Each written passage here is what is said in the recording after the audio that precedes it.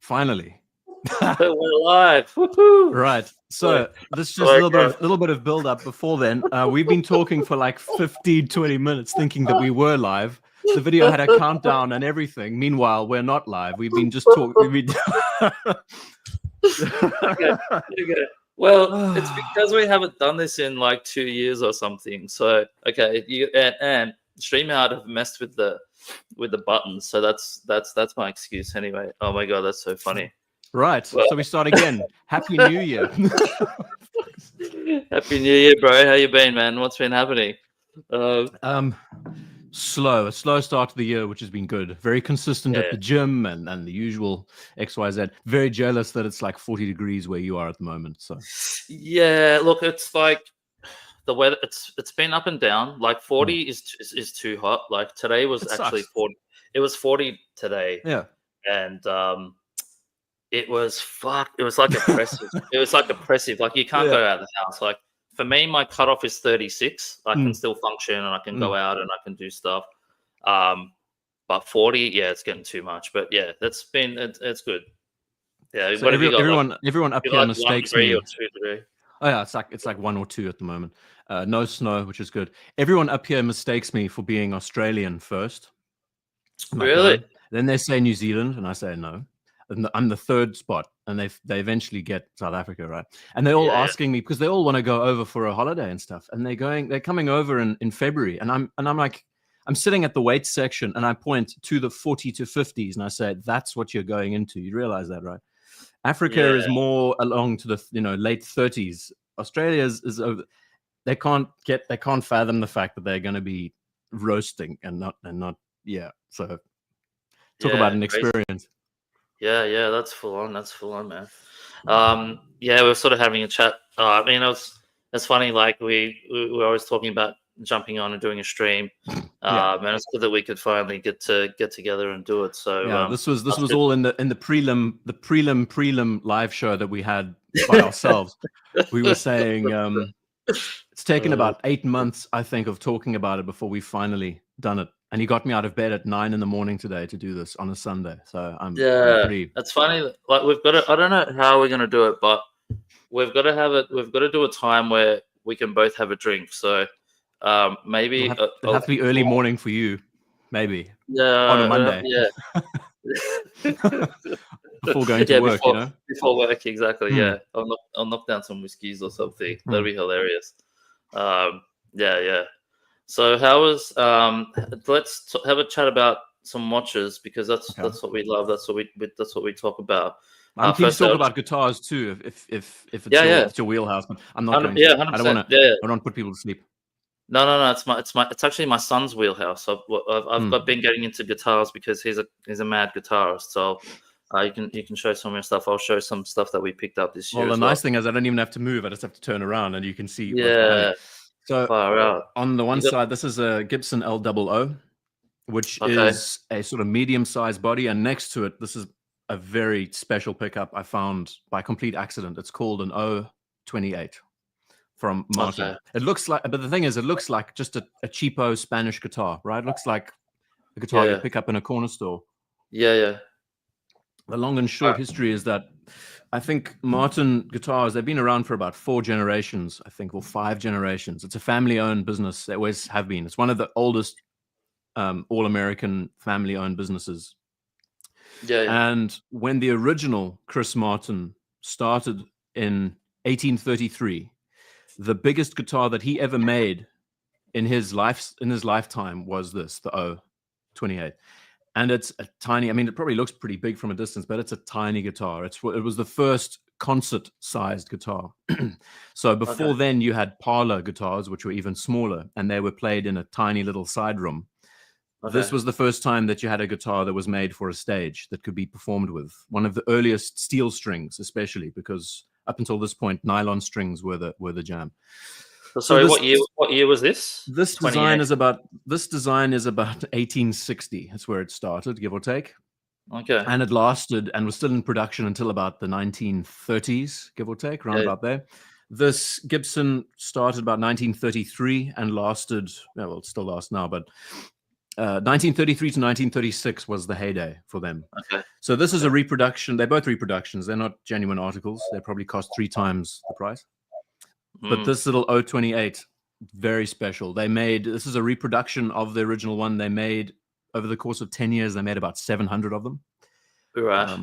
So, and what makes it special, I won't go into the specs, but it's got rosewood back and sides for a very small body. It's a 14 fret connection. So you can see it looks like a butternut. You can see the difference between where the head, the top connects to the neck. Yeah.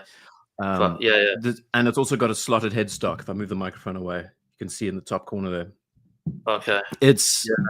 I'm very intimidating playing it because it's so loud and it's so precise and it's amazing. It's a guitar that I'm having to relearn to play because there's so much to it. Anyway, that's been like 20 minutes of talking about guitars. We're going to talk about watches now. Yeah, let's have it. We've got some boys in the chat. I just want to say good day. Cool, We've got Tom A. Good to see you, Tom, man. Tom Austin. He's a stalwart, one of our OGs. Timely, a legend from Sydney in Australia. One of my good friends, Abdul. Man, Abdul, how's it, guys? Awesome, man. Good to see you all. That's one of the legends of the watch industry from Germany. My man, Madman, fellow Melburnian. He's actually really, really, really cool guy. We've been hanging out quite a bit. So good to see you, Madman. And timely behavior. Asking for a wrist check. He's asking for a wrist check, man. You go first. What do you got on, man? No. You go first. It's your show. Come on. I want to see what. And please, you're gonna flush the GMT in my face, and I'm gonna be very disappointed. Yeah. Man, it's sick. I've got it's so sick. I won't do an Archie Palsy view, but just wearing the GMT. This guy here has just become my go-to, man. Like it's so much watch, man. It's so much watch, like all the detail. It's amazing how it's lasted and still lasts and continues to just do its thing. It looks so good on you though, too, especially. I mean, black and blue is just your combination, hey? That's why I bought it, man. Like the color combo, because most of the stuff that I wear, is black and blue. So this just went with everything, and it's just I've been wearing it. So this is my 2-piece combo, like my 2-piece meal deal that I have for the Zenith, man. For the week. I've got the Zenith for the suit. I wear this one with the suit. And then I wear, so this is sort of the 2 watches that are in my I've got a 2-piece collection, really, at the moment. It's just these 2 guys here. So the Zenith gets a lot of wrist time during the week with a suit. And then this one, I wear it just like any other time. I just wear this like if I'm just in my casual shit. Definitely something I want to cover in this about less being more and about enjoying the small collection that you have. And what's on my wrist... you probably noticed already what it is. Oh, geez, is that how bad the light is in here? The lighting, man. Come, Jesus Christ. What? You can't even see what it is. Oh, man, you gotta get up close. You can't go back there. Come on. Surely there's going to be some better light in this room. That is pathetic, man. Right. Well, you won't even be able to see what the bloody watch is, but it's 765 AVI. Put it close, get right close and see if it'll focus or something. Right. That's probably as good as it's going to get. So 765 AVI, and best part of all is it's on a suede, dark brown leather strap, rally style strap. With counter beige stitching that you can't see. This is appalling, man. Oh man, he's not even prepared, dude. Not even prepared. What the fuck? Last time I watched your channel, man. So how am I going to show off everything else in the collection if you can't even see the damn watch? Well, everything else is a little bit lighter, maybe. I don't know. But that's in a nutshell. Oh my god, that's pathetic. All the light is hitting the back wall from the light box over there. So I'd have to go to the other side of the room and But this thing, in honor of today's show, this thing is just... I've worn it. This is my most worn watch of last year. Yeah. I freaking. So when did you pick that guy up? Almost exactly a year ago. What's the date today? It's like this. It's the 5th of Jan today. In my neck of the woods. So I picked it up I literally, like Christmas Eve, I think I found it last year, somewhere out there. I bought it, and I think it arrived 2 or 3 days after New Year. So it's been with me for a year, and it's even better now a year later. You know, I picked up a deployant for it, and oh man, size is just perfect. What else do you need? So tell me about the purchase decision. Why did you go for that watch? What is it that you liked about it? Because I've always banged on about how good that the AVI is, right? Because it's manual wind. It's a bit thinner than the regular B01, because this is it can be a chunky fucker. This I've got this. This is my B01 here. Which is about 14 point. Look at this, man. 14.3 mil. This is some impressive, like, I say this is about 13 and a half, give or take. I love the fact that we both like getting the watch up. We could show the thickness to the audience as we're going. We are so honored today, boys. Yeah. Well, what's this watch talk for the punters? Anyway, I'll stop showing my shit. Your shit. So, how did I get into it? Yeah. Tell me about that. Yeah. It's the story is as simple as, I think I picked up the Longines Big Eye in 2019, 2020, I think, around about there. And love that watch. Besides the fact that it was a bit too thick for me, and the rotor, I could actually feel the rotor spinning on my wrist too often. And I just felt like there was so much to like about the watch, considering what you're getting for the price and all the rest. And for years, I've just been admiring the Type 20 design, all of those bits and pieces. Yep. And the AVI has always been there in the background, similar to this little 028. Actually, it's a good example. Yep. I set that as a wallpaper watch maybe 3-4 years ago, never actively looking for it, but always just saying, that's such a cool guitar. If anything happens, I don't know. And it was a situation where I had just sold, I think I sold the Big Eye last year or the year before. And the collection, it felt like the collection needed it, because I only had like 3 or 4 pieces. Yeah. And I just needed that field watch pilot chronograph back some way or another. Yeah. Debated looking at like the Ran and the what's the other brand? The Hanhart 417.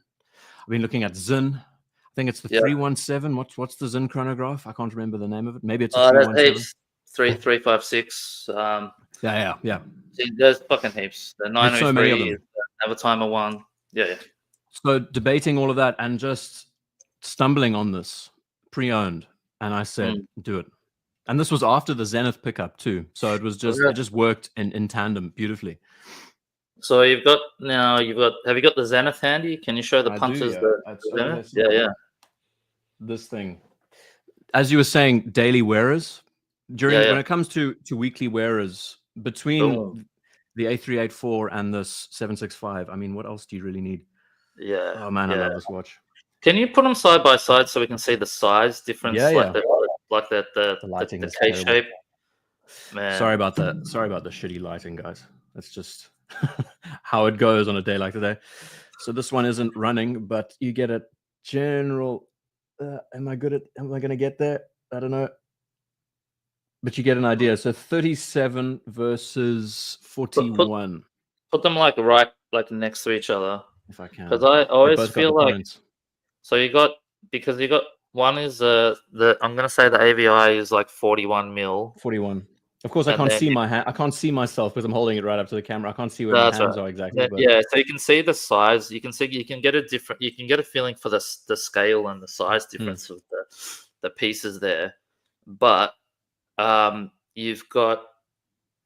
You can see the lug length. The lug length is quite different, and but they wear both so well on the wrist in different ways, different reasons. Yeah, you're right. Spot on.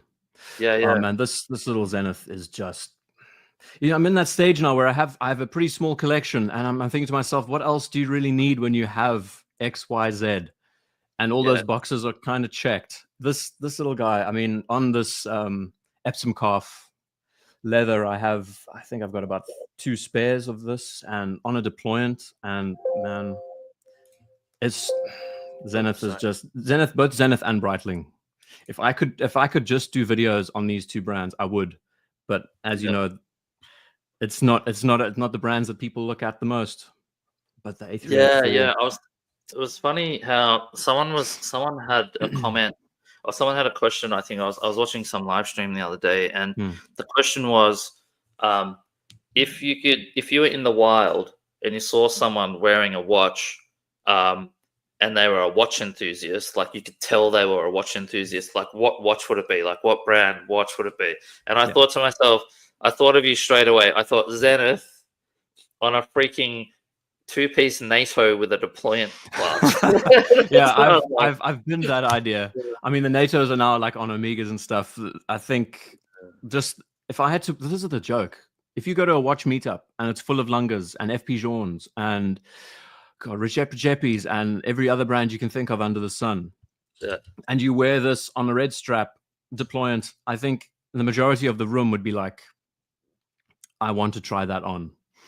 Yeah, you just have to walk in with an A3, and that's the great thing about this hobby is the cost of a watch doesn't mean anything. It's about, does it actually fit? Is it a watch that does something significant, regardless of what it is? Yeah, totally. Yeah, that was the thing. I remember it must have been. This was way before COVID. This is back when we were streaming, like fucking 3 or 4 years ago. I remember. I walked. I think I must have told you. I walked into an AD and I tried on that watch, and I just remember just going, man, this is a sick watch. Like this is a sick watch. Like you've got to try it on. Like it only makes sense once you put it on your wrist. Yeah, because when you look at the pictures, it just looks weird. Like the case shape is weird. Case is strange. It's totally weird watch. And even still, it's not everyone's cup of tea. I mean, it never will appeal to everyone. And I do like those awkward designs. That's something about me. Like I do love the skin diver cases, like on the 6.2 MAS. Similar sort of feel. I mean, I've also got it handy here. Have you got the Seiko? Yeah, let's bring that up. Let's have a look. Similar sort of feel with regards talk about to that. its I'm case size. going to try and drop the link for Timely. You keep talking. I'm going to see if I can sort this shit out. Yeah, similar sort of case shape and design. Completely different watches, but man, I do love these squared off designs. They really epitomize the 1960s in a lot of ways. I'm just trying to read the comments, the chat. And it has to appeal to you, your money, your wrist. Yes, true, 100%. But again, 37 mil diameter, give or take between the two. I think they're both the same in diameter. Yeah. But the feeling of the watch on the wrist, that's just that sweet spot size, Yeah. Not too big, not too small. Yeah. So you've got So now you've got the 2 chronographs. You've got the Zenith, the Breitling. You've got the 2 divers. You got the Seiko and the Omega. Oh no, you got 3. Let's pull up. What else you got? You got the Pelagos. It gets worse, man. It gets worse. Watch. You got your favorite watch, the Pelagos. I keep forgetting that one, which is the FXD. It's not a Pelagos. It's an FXD Pelagos. And this is the Marine Nationale 21, isn't it? This is a 22. I got it because I was born November 22. I thought, okay, let me just get the hands out of the way. Hold on. Yeah, I've got that. Okay. Let me see that. Yeah, live streaming and comments and chats, and oh god, brings back memories. So this little thing, I have worn it everywhere, and it still is just it's a workout watch, it's travel watch, it's diving. I mean, all across the Mediterranean, I've worn it. Greece, Spain, Italy. Does it all, man. That's all you need. Yeah. I wore it nonstop for 2.5 weeks traveling. Yeah. A couple of straps to change, and that's it. Like everything from the loom, from the presence on the wrist, oh man, titanium, lightweight. I think you would love this watch. I know you get Tudors. You do like bashing Tudors, but this thing is. No. You've definitely turned me on to that watch. I get whenever we finally get the chance to meet up, I'll get that one off you and try and put it on the wrist for a bit and see how it feels. The thing I love about that is it's that's titanium, right? The FXD. Yeah. Titanium. It's thin. I think it's like 11.7 or something like that. 12.75, man. So 12.75. Yeah. So that's relatively thin for Tudor, anyway. Yeah, it's true. and I think Man. it just seems like it. Obviously the color is cool. We've got Fixed bars. You don't have to worry. You don't have to worry about anything failing. Oh, I love that reverso. Hello, boys. Hey man, How's how it, are you, Timey? Tommy? Good to see you, man. Good. Yeah, You good? It's been a while, eh? Yeah. Has been a while, man. Sunday night in Melbourne and Sydney, so it's good to see you, man. 40 degrees in Melbourne. Sydney's pretty hot at the moment too. Wow. God How are bless you? air conditioning. Yeah, tell me about it, man. Tell me about it. Yeah, it's been a while since I streamed on this channel, so it's good that you joined us, man. It's, yeah, well, you can thank Madman for that. He sent me the link, so. Oh, nice one. Yeah, cool. We're just catching up and just having a look at IDGuy's collection. We'll do it. We can do like a collection review. Yeah, it's pretty cool. So, IDGuy, the one thing you need to spend your money on next for like your next big purchase is some fucking studio lighting. Right. I do, man. It's pathetic. It's really pathetic, eh? You'd think, because I got this huge light box in the corner of the room. Well, it doesn't do the job. When you do your videos, that's your lighting setup like that. You're not putting shit up to the camera. You don't need to. I know. Yeah. So it's pretty ironic. The one time that we're doing this, and I fuck it up. Anyway, man. Your Zenith, the one that you had on the thing before the Premiere, that's the monoblock, old school. Yeah, that's nice. That's sexy. I like that one. That's my favorite. They really kill. And your Reverso, I mean, man, I look at that watch so often, and I think to myself, am I too young to go after a Reverso at this stage? Never too young to go after one. So for me, beautiful. I like the Reverso for many years, and I was trying to think which one for me, because there's a million different varieties, there's a million different case backs, all that kind of stuff where you can personalize and all that. And I'm into watchmaking, so for me it was about the 976 because it's got the display back. That's the way, man. So, but yeah, anyway, no, your collection. So, all right. You had old mate over here spruiking his two things on his wrist that were like, fucking bling bling over here, JCB. Fuck off, man. Nah, this is Jubilee bracelet GMT. I mean, come on. Nah, the GMT. Okay, fine. This is the antithesis of bling, man. Like people don't even know what the fuck this thing is. They just think it's like a piece. They could. I mean, the majority would probably think it's a Hugo Boss or something. They don't even see it as. Yeah, you're right. Yeah, which is cool. This is like the least blingy watch ever. Come on. Yeah, but you know what? Like, do you really need people to see it and go, how cool is that every 5 seconds? You bought it for you. You didn't buy it for anyone else. 100%. Yeah, that's right. Yeah, that's a really interesting point actually, because I was walking last night and I was catching the Archie stream, and there's this guy called Gary who came on, and he said when he bought a Daytona, right? A white dial two-tone one, and he said, oh, when I bought that watch, whenever I would walk into a room, I would put my wrist first because he wanted to sort of show it off. And I was thinking, really? Like is that what happens to people? Like it was a bizarre thing. So people do that, Timely. People do buy shit to fucking to get it out there and to get people looking at their stuff. Like, and everyone's different, right? So for me, the whole thing with the whole thing with my stuff, I've got some nice pieces and I've got some cheaper pieces as well, right? I'm a vintage guy, so all of my modern stuff is like a vintage inspired kind of thing. But the Reverso is not a standout piece like so people can see it's in their face. It's for me. Yeah. And when I look at it, I like to look at it under loop, and you can see all the imperfections because of the hand tooling on the dial and the enamel painting. When you're looking at it normal, it looks like perfect. Terrific. But when you look at it under loop, you can see someone had taken the time to paint and tool and do all this kind of stuff to it, yeah? And for me, that's the love of it.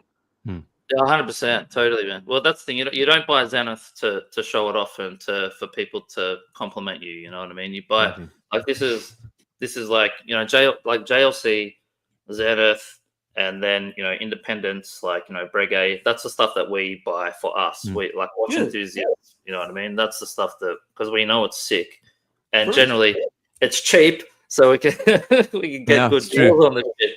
And I'm actually enjoying the fact that the attention around watches, I mean, it's fascinating. I met a guy at the gym.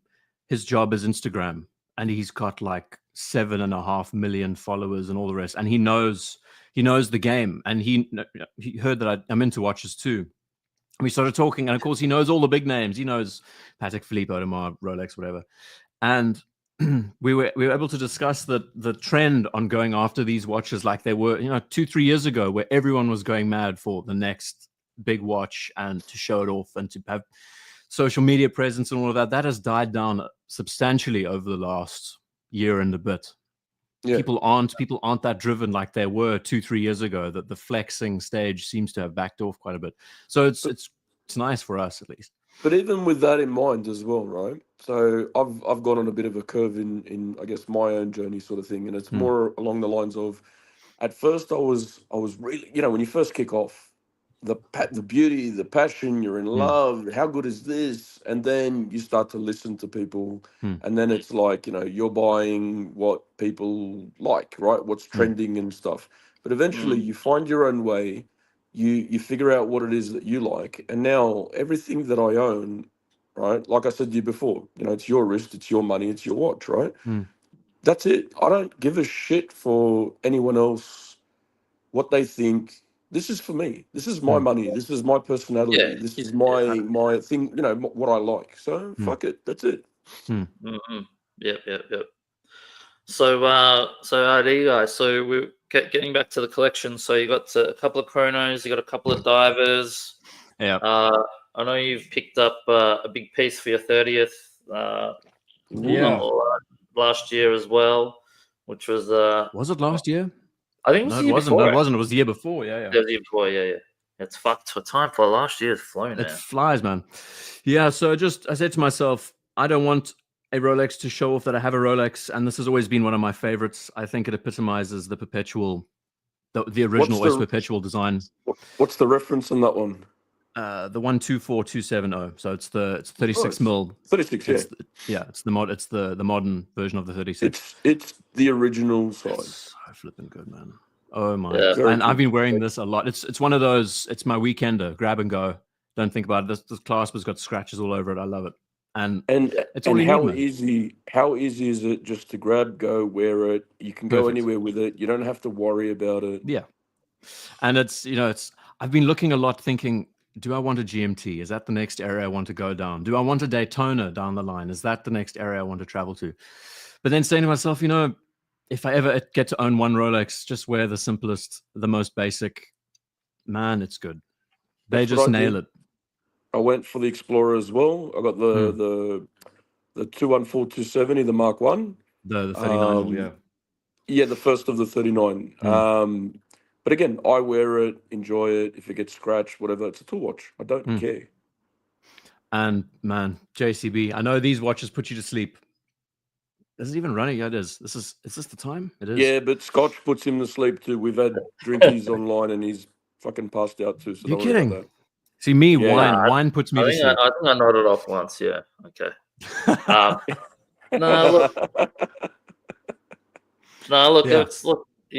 I don't. Yeah, as you know, that's just my thing. But I can appreciate the grab and go element to that watch. Like, yeah, definitely. And the fact that it's as a design exercise, when you look at that thing, it's pretty much perfect, right? It's perfection. All the little elements that they put together, the numerals, the proportion of the thing, the hands, like that thing will.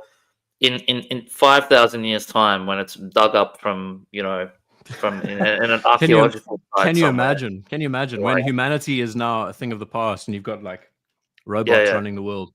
Yeah, 100%. Like, that design of that watch will just still be relevant. There's one other cool thing about the watch that we haven't touched on, and that is no one notices an Explorer. No. No one notices anything. I don't know if it's just me, but no one notices anything that I wear ever. I'm at the gym and I'm wearing, and no one even, and some guys are wearing like two-tone Daytonas, two-tone Submariners, bluesy Submariners. Guys are working out with those things. I'm like, oh, that's cool. No one even gives a jot. I'm thinking to myself, I love it. It's the best. It's interesting, yeah. Do you reckon that's true? Do you reckon people don't notice what you wear? Or correct? They really don't.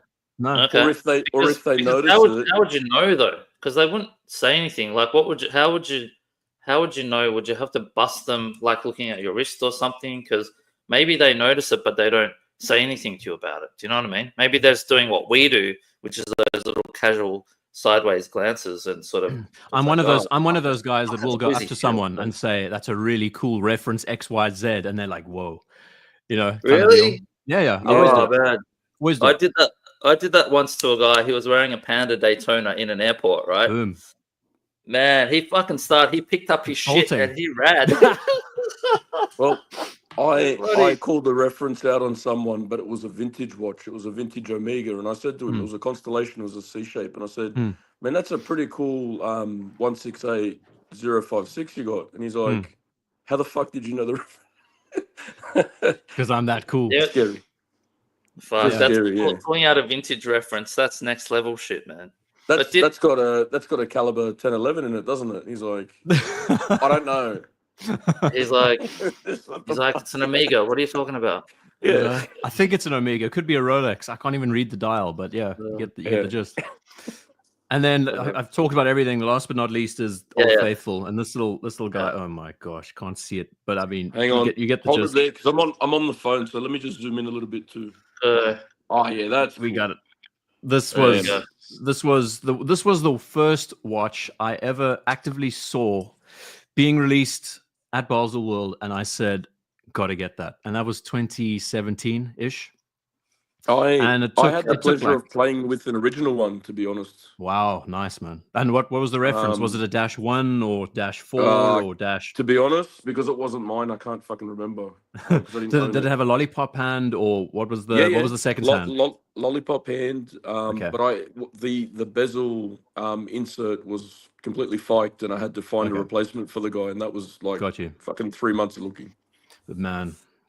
Yeah, I think that's maybe a -5, give or take, if it has the white lollipop. That's the dream. Yeah, I would love to get this watch fitted with a white lollipop hand to just tie it all up. 2913, the OG. It's the first watch I ever really said, yeah, this is what I want to go after, and I've been wearing it ever since. It's like gym watch. It's grab and go as well. A lot of my pieces seem to be grab and go. That's like the mentality. Yeah. You know how you were saying before, like you don't know what you're going to go for next. You're going to go for a GMT, or you're going to go for a Daytona or something. Okay, so with complications, what are you going to use the most? Exactly. A date, maybe. That's about as far as it gets. GMT can be useful. I mean, this has a GMT bezel. Yeah. I've really enjoyed using it traveling, and I don't know. I really don't know. I'm in that mindset now of, I think with a lot of these pieces, I wasn't actively looking for them. They landed in my lap, and I thought, you know what, this is cool. Go after it. Yeah, nice. As opposed to the cycle of chasing after something and never really being sure if it's the one or not. I love this. I love the scenarios when it just lands in your lap that 1 week, and you're like, man, yeah, this looks good. Turns out to be even better than good, and so it goes. Flippin', good to see you, brother. Yeah, let's give a shout out to Flippin', man. Good to see you. Good to see you, man. Good to see you, buddy. Yeah, it's like when the deal comes up. I remember when the Zenith came along, and you were like, "Man, this fucking piece came up. It's so cheap." I was like, "Man, just do it." And it was like a 2-day debate, and I said to myself, "You know, man, you're gonna kick yourself if you don't pick this watch up." Yeah, turns out to be like just exceptional. Yeah, and you know what? If you get it for the right price, right, even better. It doesn't really matter. You just wear it for a bit, and if it's not for you, you're not going to lose anything. No, it's true. Yeah, 100%. Yeah, I had that's an interesting not philosophical, but it's a sort of like a collection philosophy sort of question, right? Like, because I'm at the point where I just go after the watches that I like, and I'm sort of chasing. I'm sort of pretty much done. I just want to get one more watch now, and I know what that is, and I'm just saving the money for it and whatever. So do tell. Just a regular Speedmaster, man. Just a Speedmaster. 3861. Just the new one, the Sapphire version. That's on the new one, the current reference. And what I went through this stage where what I found was that I was buying too much shit based on the internet and based on looking at pictures and thinking, oh, that would be cool, right? And I'd buy it, and sometimes it would stick, sometimes it wouldn't. And so what I thought was, I'm just going to go into all the stores in Melbourne for however long it takes. I'm going to try on everything. I'm just going to try on watches. That's the way to do it, right? And so a few pieces stuck in my head from that experience. One was the Zenith that IDGuy's got. Another was the Glashütte Original, the CQ. No, the CQ. Really? Okay, really? Interesting, man. The bigger one, the 43 one. That one out of nowhere. Offset date at the bottom, hey? Yeah, the big date. Got the big date. Yeah, that one again out of nowhere, because it was like no expectations. I'm just going to try stuff on, and that one on the wrist, it felt really good, and the quality of those watches, those Glashütte watches, you can just feel the quality in them. They're so good. And then the other one was the Speedy, the Sapphire Sandwich. When I just put it on the wrist, it was like, this is made for my wrist, this watch. And I was like, ever since then, and because it's a chronograph, the whole thing going on, the new bracelet is sick. Because something I wanted to ask you. Because you're going to use the taco every day, aren't you?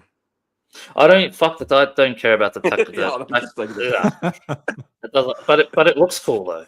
That's the thing. Like, it looks cool. Yeah. This is something I was going to ask. The 3861 bracelet now. It's going to be in competition with your GMT bracelet. How is that going to work out? How are those two watches going to balance each other? Well, yeah, I don't know. Well, they'll work. It'll fit in there. Like the bracelet, I think for me, with a Speedy, the fact is that you can take the bracelet off and it becomes a strap monster, right? Speedy's on racing straps, and this is my little cheap ass way of getting this. This watch has made more appearances on live streams, I think, than any other watch in your collection, man. Okay, so the first thing you do when you get a moon swatch is you get rid of the shitty bracelet that it comes on the strap. I thought the first thing you do is hit it with a hammer. Sorry, I'm wrong. No, there's two of these that you don't buy though. Okay, there's the Toilet Duck Blue Neptune, and there's the Mission to Uranus, because you don't want to have to try and explain that to someone. Yeah. I would love it though. It's such a good conversation starter. Not with a guy, but this one, man. Chuck, get a moon swatch and put it on a different strap. I don't care what strap it is. It could be something like this. This only cost me about $40 or something, but it changes the whole watch, man. It becomes an actual cool watch. The moon swatch. It actually becomes cool. I'm going to give it some credit and say it does look sick. It really does look. It really does look good. This has become my rotation. So a fucking $15,000 watch and a $400 watch. This is like my. At the moment, I'm on holidays. This is my rotation. I know what you mean by put another strap on it as well. Mr. GMT's got a couple of those, and he's put on one of them, the Omega Seamaster NATO strap. It changed the whole watch. Like it clustered up. 100%, and that's one of my philosophies too. Is if you're getting bored with a watch or tired with a watch, or you're getting that itching feeling that you want to sell it, put a strap on it. Find some, and try and. One of my goals after getting the watch is to find the ideal combination for it. Like the 765, it's taken a year, but I think a really, really dark brown suede leather, man, it just completes it. And it's a rally strap, and it just gives it. Of course, the lighting sucks, but it just gives it that little edge of character. The color just works. The dial on that watch, it's not pure black. It's got like a chocolate, grayish, chocolatey tones to it. Maybe it's. I would call it slightly off black. It's pretty matte black, but it's got like a grayishness to it. I mean, you can't see it very well, but you get the idea. Yeah. Okay. So versatile, man. Dig it. So I've got a denim dial Railmaster, and there's two straps that I've got for it because it came on the NATO. You know that chunky denim. The denim strap. Yeah. So I've got two straps for it that work perfectly. One of them, Madman actually gifted for me. It was a Zealander blue rubber strap, like the whatever the rubber ones are. Yeah. And the other one I got from Artisan Straps. It's a leather strap, but it's the grain of it almost looks denim. And he's customized it so I could put the Omega buckle on it, and it just matches it perfectly.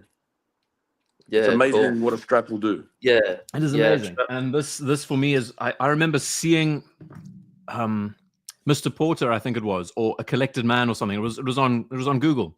I was looking up A384s, found a vintage one, and it was being sold on a red leather strap with matching beige stitch that matched the loom on the dial. And I was like, man, a red strap on this watch is just going to change everything about it. And it does.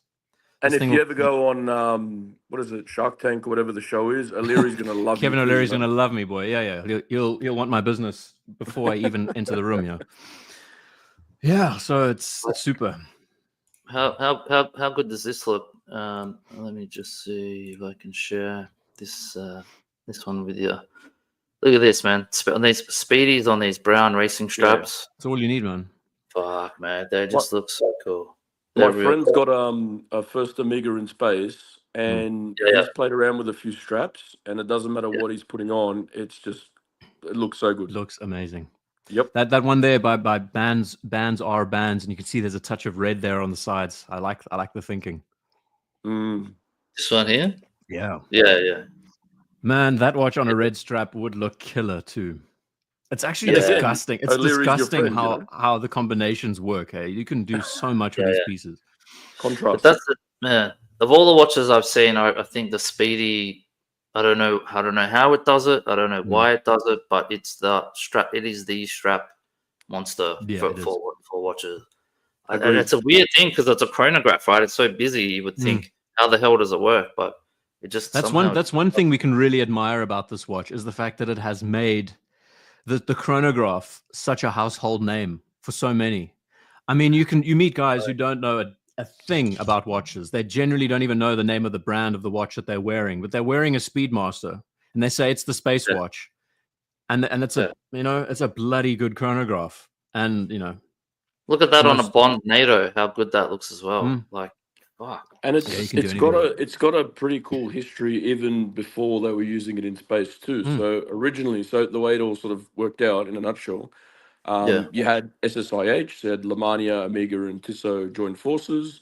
Lemania had the original Caliber 27 as the base model. They've come up with a module for it. It showed its head first in a Seamaster, I think it was in the 50s. Yes. And then it got put into a Speedmaster in 57, and away we went. It's so cool. Nice. Such a cool piece, man. And the one, and this is the thing, the one watch that stood out to me most last year that I'm tempted. It's that FOIS, that petrol blue FOIS. Let's get on to it. Let's talk about it. I actually pulled up. I went onto Monochrome and I pulled up. I just typed in Amiga. It's insane what they did last year. I mean, they brought out so many pieces. Look, man, people are saying last year was a shit year for watches, but for me, out of the mainstream brands, Amiga fucking nailed it, man. They killed it. Like, they pulled out so much cool stuff. Like, we haven't even. This one came out last, but we'll get to that one. This was one of my favorite watches, like of all of last year, actually. This watch, Amiga. I know you love this one too, thing. IDGuy. This one here is it's nuts, man. Amiga just has to do one thing and one thing only, and it's stop making limited edition bullshit names for stuff. Just make the watch, and that's it's true. Yeah, spot on. Honestly, spot on. That's the only thing about them that irk me. Otherwise, Amiga's like a fucking fantastic brand. Beautiful. I think the next page across, JCB, if you go back to the page again, you'll see some live on wrist shots of the watch. I think, the one to the left. You'll see the live shots side by side. Man, of all the this is the thing with me. Ever since the day I got hands on with an original 2998 Lollipop hand, I've been besotted with this thing. I think it's just the coolest. And it's the issue with the standard professional for me is this. It doesn't have the character that I like that this one seems to have with those alpha hands and the straight lugs. There's just that little touch of that original logo, man. It's the vintage touch to it. Yeah, it's just that little extra something, a little 5% extra that lets it stand out.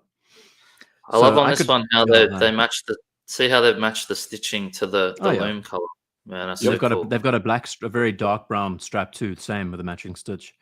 Look at that. So I could see myself getting this watch, putting the bracelet, which is a proper like Ed White bracelet, on the 2913, and I've got an Omega mesh, putting the mesh on this watch, and man, would be cool too. I love it. Yeah, it's cool. My thing when it first came out, I just didn't like the lume on the watch. I thought it was too overcooked. That's how I described it. It's like overcooked. It's very brown. But when you see it in real life, I saw one in the Omega boutique in Melbourne a couple of months back, and it just it works. It works. It does work. It looks cool. I think on the Seamaster they overcooked. What was it? The Bond one or whatever. The No Time to Die. Oh my goodness. That's a bit too dark. but this is lovely. This is on point.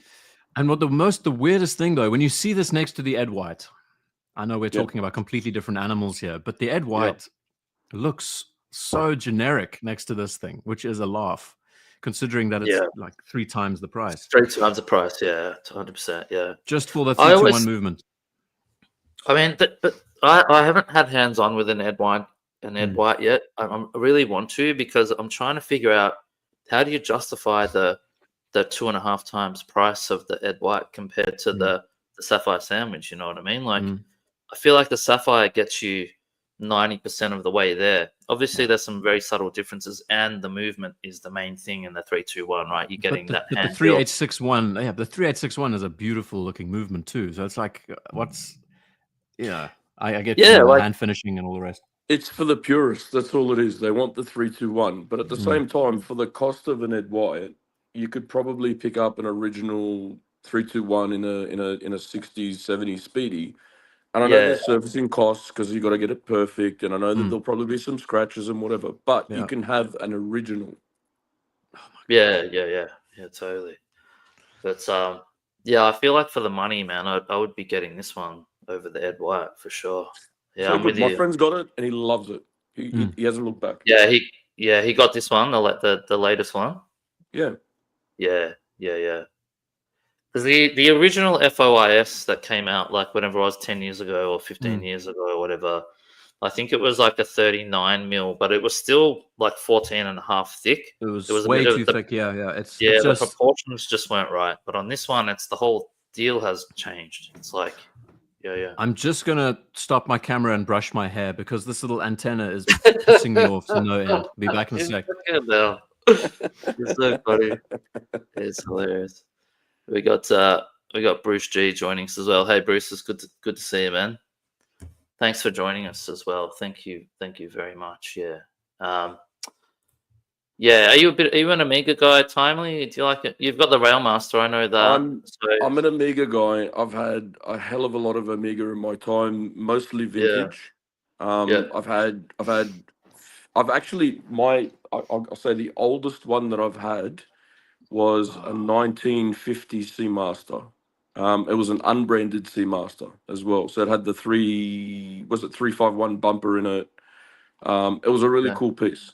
And I kind of have a bit of seller's remorse on that one as well. But so good. Omegas, doesn't matter what you get. The thing I like about the brand is right now you can buy anything in Omega from $500 to $50,000. There's something for everyone. Man, that is such a cool looking watch. Look at the crystal and the way it wears. And I was gonna say as I hopped off that first generation FOIS, man, it just from the thickness to the wrong logo to the wrong this, the wrong that. So many things that were off about it that would just, grind our gears. This thing just nails it. Look at that crystal, man. So I was waiting to pull up this case back shot because now I'm going to show Thomas's comment. First watch on the moon. Yeah, you're right. So good to see you, Thomas. Thanks for joining us. How's it, Thomas? If you want to hop on, can we get Thomas on? Let him band with us if he likes. If I know he's sick, but if you're happy to jump on, Tom, let me know. I'll drop the link for you to jump on. Yeah.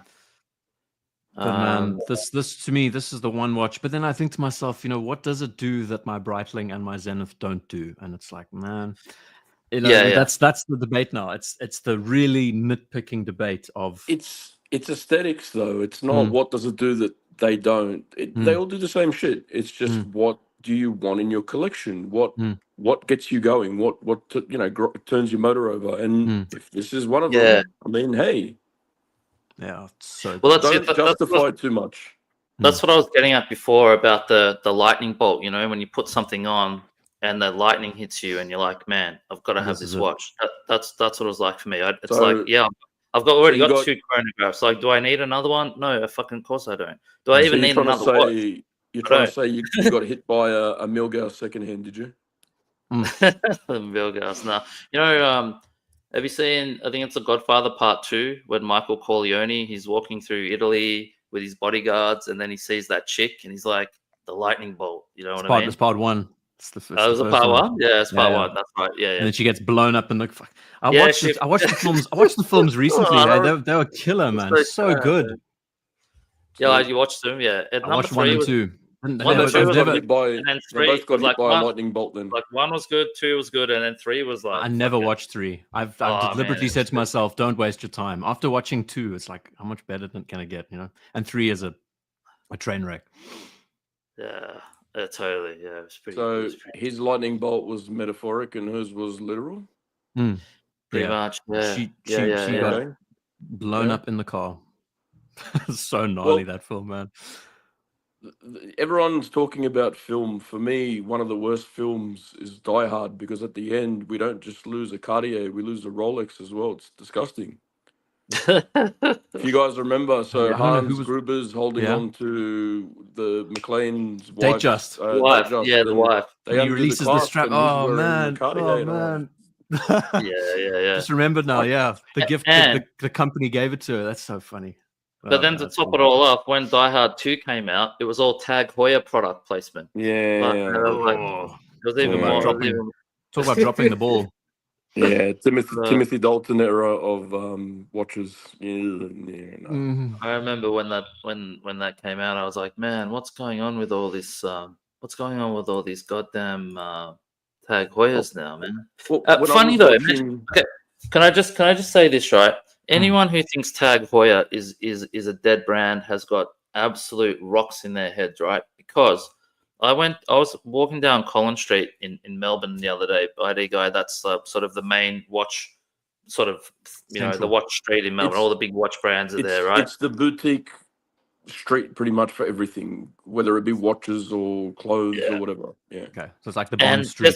Guess which boutique had the which was packed out of all of the brands. Tag Heuer, man. Were the queues around the corner? No, there was no queues, but you walked in. Every sales assistant was busy. They were talking to people. There were people waiting. And then I go next door into and I walk past like Hourglass and Watches of Switzerland. Hardly anyone in there at all.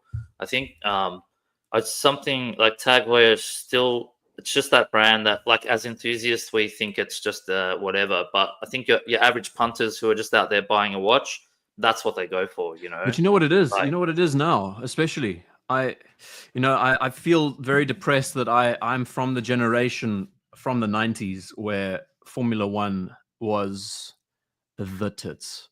Early 2000s, Formula One was the tits. And now we're in a period of time where you have these crybabies, whatever. Rolex is now out of the game, and Tag Heuer has now taken up the mantle of being the timekeeper for Formula One. Correct. And that is going to be colossal promotion. I mean, the punters who love getting the merchandise and everything. Can you imagine how much turnover is going to be? And that could mean that the chronograph has a completely new life for tens of thousands of people. Yeah, totally. It'll be insane. Think about it. So yeah, it's pretty amazing. I mean, the what they've done with the glass box range, that Daytona 9, that was one of the standouts of the year for me, for sure. Yeah, totally. I was gonna just we'll just quickly have a look at some more Omega, then we'll go to Tag. But I wanted to get your thoughts on this one, boys. This is the so the Seamaster has always been a bit of a sort of a love it and hate it watch for me, because okay, so we were talking about buyer's remorse before.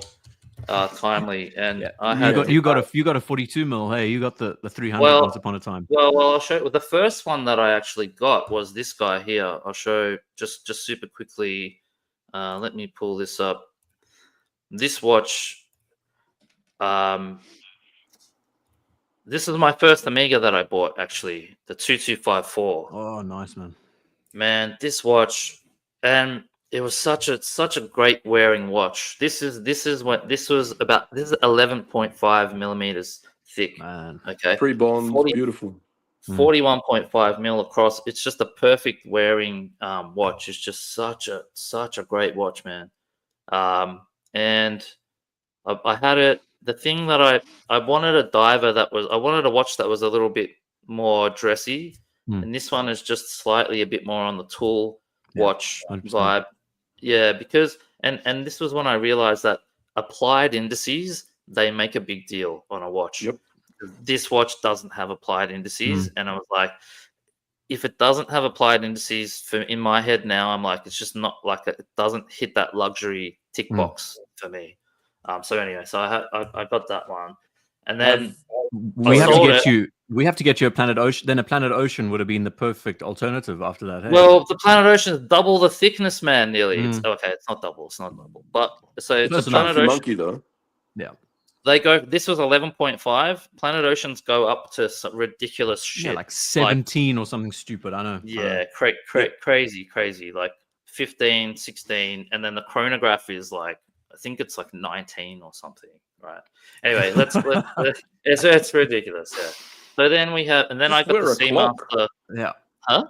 Just wear a clock. That's just me dead. 19. This watch to me, man. I was so keen. I was stirring the rumor mill that it was going to be slightly thinner and slightly smaller and 40 mil and just perfection. It turns out that this freaking watch is thicker with the solid case back than with a display case back, and it's got an 8806 movement. I'm like, what is going on here, man? What are you guys doing? I do like the monochrome look of the one at the top, though. Looks super. It looks great. And you've got the no date. The thing that irks me about this watch still is like that the handset and the helium escape valve. I'm like, it's okay. Don't you like warts on your watch? But they got rid of the brace. They got rid of the old bracelet. They've put it on the mesh now. This changes the game. This changes the game, man. This changes the game. Like because I had the black one with the the original bracelet, that 90s bracelet, and that's why I sold it. I fucking got rid of it because the bracelet sucked. So now that they've got rid of that and they've gone for the mesh, I think this is going to be a bit of a game changer. I think this is bracelet story time. So I had a 2012. It was a transitional piece, right? So it was still the Bond watch, but I had the black dial, black bezel, but still the Bond watch. And it was just before they changed shape to the one with the ceramic bezel. And the bracelet on it, so it was still the Pierce Brosnan bracelet as well. And I needed to get another link for it when I got it because whoever had it obviously ripped them out and sold them and whatever. Do you know what it's like to change links on that thing? Do any of you guys ever? Yeah. It's a fucking nightmare. The pin and collar and all that stuff. Yeah, there's a pin, right? Yeah. It's not a screw. It's not like the Speedmaster with a screw end caps and a pin. No, it's just a pin. Yeah. But the pin goes through 5 links, and in 2 of those links, there's this little cylinder collar thing that you have to sleeve. On both ends. Yeah, it's a fucking nightmare. So when you push it out, all this shit just falls out. You're like, where the fuck did all this come from? No, man. I can just imagine it now. It makes. I was just Jake the Yuppie. That is one of the coolest cover profile pictures I've ever seen. Jake the Yuppie, yeah. Genuinely one of the coolest. He's actually one of my good friends. So good to see you, Jakey. Thanks for joining us, mate. I'm gonna give Jakey moderator status in a minute, but yeah. What do you think of this one, boys? The Seamaster. I think is the hands and the helium escape still enough to make it a bit of a dog, or we got the original? I'll just keep. What do you think? If I can get the lighting changes right. will bring it up into a different league now. the thing is, right, like Rolex has the Mercedes handset, it's iconic. These guys, they have this handset. For them, this is their iconic handset. To me, though, I never really did like the hands all that much. They're a bit of a pain in the ass. What if they just put these hands on it? Yeah, man, put the sword hands on. I mean, it's I can't. Yeah, for me, it's broad arrow hands or nothing. I can't do the skeleton hands. They're just. I mean, I'm a kid of that generation, and they've never appealed to me either. I mean, I am of the Brosnan era, and I just never have gelled. They should just update this watch, man. Bring this one out with a ceramic bezel. Just trim the markers down a little bit. Don't make them so bold. They just need to be like a bit of a thinner font. The problem is JCB. They've got the Seamaster. They've got the Seamaster Professional. They've got the Railmaster, which is the Seamaster. They've got the Seamaster Heritage with a lollipop. They've got the other Seamaster Heritage without the lollipop. They've got this. They've got the Planet Ocean. They've got the yeah. Fuck me dead. It doesn't stop. How's your Seamaster? Yeah, that's cool. Just give the punt, bring out more shit for the punters. Yay. They have the ace in the hole with the 165024 design. Yeah. That 2254, they've got that ace in the hole too. If they want to, they could.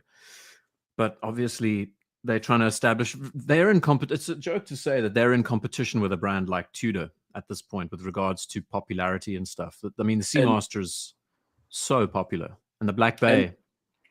Man. Sorry, I was just going to say the helium escape valve on the old ones, I'm actually glad they have it because it's easier to spot the fakes. Because if you notice, the original ones, the 50 marker and the helium escape valve is just off center to the top, more towards the 0.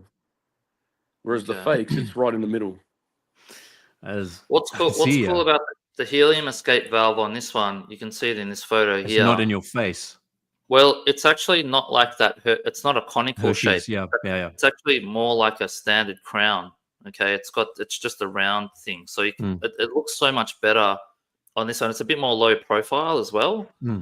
Whereas you go to this guy here, and it's like this bigger conical. It's all grown and gotten. You know, it's established roots now. It's beyond just being a wart that can be removed with a bit of medication. It now needs a scalpel to be taken off. Just get a hammer. It's getting fucking lanced off or something.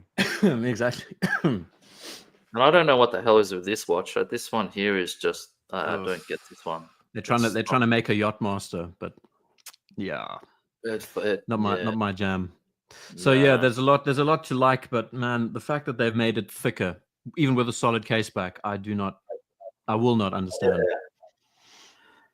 Yeah, I'll bring up one more Amiga, and then we'll move on to some other brands. Let me just I'm just gonna do something here in the background. Just give me 1 sec. Let's go. Yeah, let's have a look. I'll bring up the last Amiga, which I thought was really cool, and one of our boys in the chat picked this one up a couple of weeks back. Oh, not a couple of weeks back, maybe. Yeah, a couple of weeks back. Flight qualified? No. It's a bit more. I don't know. Let me get your thoughts on it. Okay. Let me get your thoughts on it. This guy here. This is the white dial. And let's get a better picture. Let's get a better picture. No, it's a shit picture. That's a black one. Come on. I'll try to let's get a big and then you're showing us all the good watches, man. Okay. That is cool. No, okay, so the cool thing about this one, and besides the fact that it's got a white dial, I just think it's really cool. I just really like it. The white dial with the black hands. But these indices, they're actually applied indices, right? Yeah. There's no other Speedmaster that I can think of that has applied indices. And this is going back to that stupid thing that I have being a watch fuckwit where little details stand out. Like applied indices make a big deal to me. And so on this one, the fact that they've done it, and that's a difference between the black dial, is a really cool little detail that not many people know about or appreciate. I think it's really cool. The other thing with this watch, the Seamaster 300p was a winning white dial. So the white dial with a black bezel and the red writing, and they've just taken it and thrown it on the Speedy, and I think it looks cool. Yeah, I think it's and cool. I think the only time they apply numerals, or sorry, indices, is when it's precious metal. So that's what makes it pretty cool as well. So when you start seeing white gold and yellow gold, you'll see applied all the time. Seeing it in steel. They put the gold, they put it in the precious metal. Okay. Yeah. Okay. So seeing it in steel, that's definitely one of the standouts for sure. And then as mentioned by Madman, the way the light catches that white dial, it looks like enamel. It looks like an enamel finished dial. There's a lot to like about it for sure. And the red line of text is also killer. It just ties it up. Killer. So good. Man, that's such a little there's a meme for JCB we have to come up with, and it's I don't always wear luxury watches, but when I do, they are applied indexes. Man, talk about a snob. What a freaking snob, man. As well. It's funny. Tom's saying the Apollo 8 has applied indices. Yeah. Look, I'm sure there are. I'm just saying there's just not many of them around, especially just the regular garden variety black dial speedies, because that's the design thing, right? Originally, it was just all painted dial, and so that's what they've kept through on most. Okay, of the we get it. You're just a snobby fuck when it comes to watches. It's all right, we get it. You have to be, yeah. You have to have standards somewhere. Yeah. Okay, all right. It's pretty cool. So good. But this is the thing. This is the thing. It sort of inspires you to say, what would happen if they did this with the standard model and they put applied white ceramic loom plots everywhere on it, like they've done with the flight qualified model. You can pull that up and we can have a look at that as an example. How interesting would that look? That's another reason why I'm sort of turned off by the standard professional, is the fact that it's just flat. It's boring in a way. Like when you got all this great shit they're bringing out. And then you see how beautiful this dial is on this. I mean, look how killer that watch looks. The colors, they smashed it, man. I love this. Is one of the things. One of my favorite speedies is the Mark 40 speedy, which is that sort of if you like Ben Clymer, Ben Clymer's that he's that one, because it's got the color, and this is to me, it's like this is the cool version of the Mark 40. This is. What do you think of the Ultraman? I love the Ultraman. That's one of my favorite speedies too. Yeah, just the little pops of orange. That's a really, really cool speed. And they look so much better in person. That's so expensive though, man. Fuck. They're really expensive. Like, the one that's always blown my mind is the Tintin, actually. I don't know if you've ever seen that one. Tintin is cool as. It doesn't stand out, but it does stand out. I don't know which one it is. This is going to be interesting. That's a beauty, got this man. red and white track on it. I saw this in person once upon a time, and I was like, "Oh yeah, I know this one." So it's like a little racing dial. For me, this one. Yeah, I'm not a big fan of it, but I get that it's cool. But on a red strap, that'll look pretty damn sick. Dude, you sure this is IDGuy and not just Kevin O'Leary with a Mission Impossible mask on or something? I seem to love red, huh? Yeah, you do. Yeah, you gotta control red straps. Speedy, man. I think it's just a trend I'm currently on at the moment. It'll die off in like 6 months. Why is this one called the Tintin? There's got to be the story behind it. It's based on a comic book, and it was like a red rocket in the comic. I know it sounds awkward, but it's like a red rocket in the comic book. There it is in the background. Okay. Yeah, okay. It never had that link. I can't remember. It was like a prototype that they put together, and they just sort of smashed it out, and it seemed to work. And they called it the Tintin, and it has I don't know. But again, it's an 1861. It's not all that special, really. It's just a little red. The Ultraman is cool. But it's got that space theme to it with the rocket and all that. So yeah, it works. But the Ultraman. I remember there was a stage. Maybe it was pre-COVID, or it would have been pre-COVID, where these became like a bit of the rage, and the prices just fucking spiked. They went up. They're still very sought after. Very, very sought after. People are paying in pounds, like 10,000+. That's even written there. Why did the Amiga Speedmaster Tin increase 431% in value? Yeah. That's what happened. It went nuts. I remember. It just went crazy. So it's still up there, right? The designers at Amiga, they'd be like, "Hold on to my beer, boys. I've got this idea. Bring out this one." Yeah. It's pretty crazy. So I don't know. That was Amiga this year, and this one came out. So it started. The interesting thing about this one is it's all fully brushed. There's no polished surfaces on the watch at all.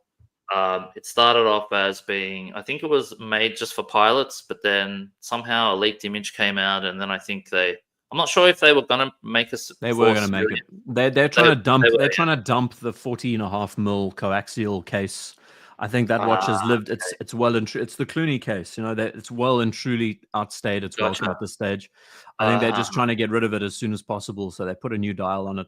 It's a stunning dial. And the male genitalia 12 o'clock markers is pretty cool too. Let's be honest. Man, very well defined. Hey, it seems like it's larger on this one than the other ones.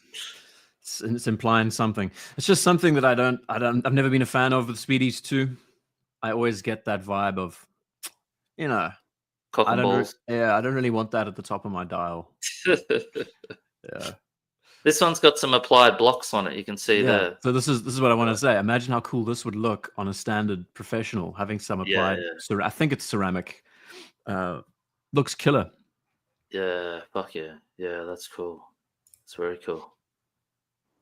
I don't get what's this little bit here. I'm not sure what that is. So apparently, very like the 765 and other pilot watches, designating 3-minute intervals for takeoff, landing, taxiing. 369. So that little marker on the side at the top on an aeroplane control, you set your. It's like a little thing that you can set speeds and altimeters and shit with, and it just. Okay. That's all it's for. It's like cruise control in a way, like you. And there's also things like the 3-minute turn. I think if I remember right, there's a way of when you're turning at like say 150 degrees, you can time it so that it's slow and steady. See, Microsoft Flight Sim, I did learn something. Caseback's quite min, eh? Jeez, there's I think they must have listened to Thomas because they've taken off the taken off everything, the propaganda, and they've got the Seamaster. They've got the Seamaster. There's an airplane flying over your city, dropping fucking leaflets about it. Leaflets, propaganda. And the Seamaster horse, it looks pretty good. Got to say, that's pretty nice. Touch. I love the fact that it's fully brushed though. Like that's it. Yeah. I mean, I like having a bit of polish on my watches, but this is just a badass tool watch. You know what I mean? This is that's one thing about Omegas. They're very non-conservative when it comes to polishing something. They will fucking put that on the polishing wheel the moment they get a chance to. So it's nice to see something that's solid. Well, look at the Aquaterra, the earlier ones. The Centerlink bracelets were all polished and all that shit too. So no, it's a killer watch. I do really like the combination. They did a good job. Yeah. What do you think if I pulled up some of the Tudor stuff as well? I think I did. Yeah, I think I may have. No, I didn't, man. I think if you just go into here, because I think Tudor they didn't have too much stuff. Like compared to Omega, I thought Tudor was a pretty lackluster 2024. Like there wasn't too much, but there was a couple of. They brought out some cool stuff. I think man. For me, the 58 GMT I felt like was probably one of the better releases of the year.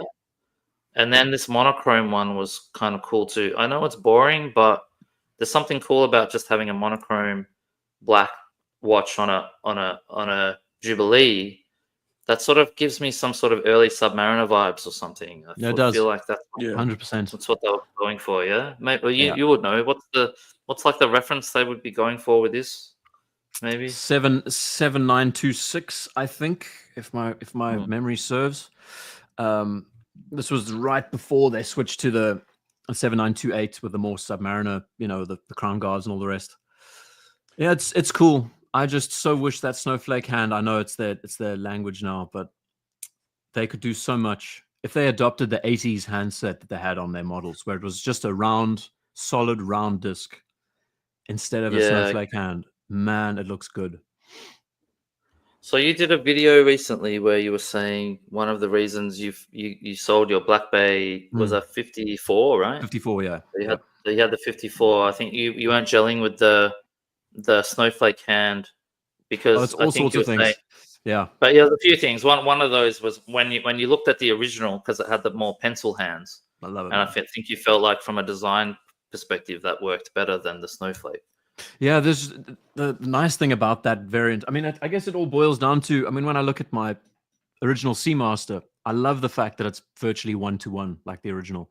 And they had an opportunity there to make it look just like the original 7923 with those pencil hands. And the 3 lines of text also threw me. I'm not a fan of how they stack it smallest to biggest. I love how Rolex and many other brands do it, where they stagger them. So it's the reading experience is different. It's not all linear.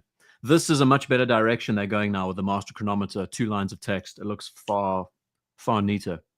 I was going to say, this dial looks really nice and clean. I don't dig this watch, man. I reckon this they've is done cool. a lot. They've done a lot of improvements. Like they've upscaled the handset. Everything's a little bit more bolder in your face, and I think balance across the dial is nice. Thickness is still an issue. The slab-sidedness of these cases. I've got a Black Bay 41. It's a 2017, and you just if you have in your mind, right, what a side-by-side fridge freezer looks like, that's the side without the crown, right? You just have to have that sort of. If you can live with that, it's all good. Yeah. Oh man, it's just the one thing. And this is another irritating thing about the 54. It was beautifully thin, man. It's like 11.7 mils thick, and it just. You know what would make these more livable, right? So I'm a guy that likes to change bracelets and straps and all this shit too. So for me, my 41, it's thick as fuck, but the lug holes, if they made the lug holes on them further up the case, when you wear a NATO, the NATO would sit taller, like it would sit closer to the dial, if that makes sense. So it wouldn't feel as thick. Yeah, makes perfect sense.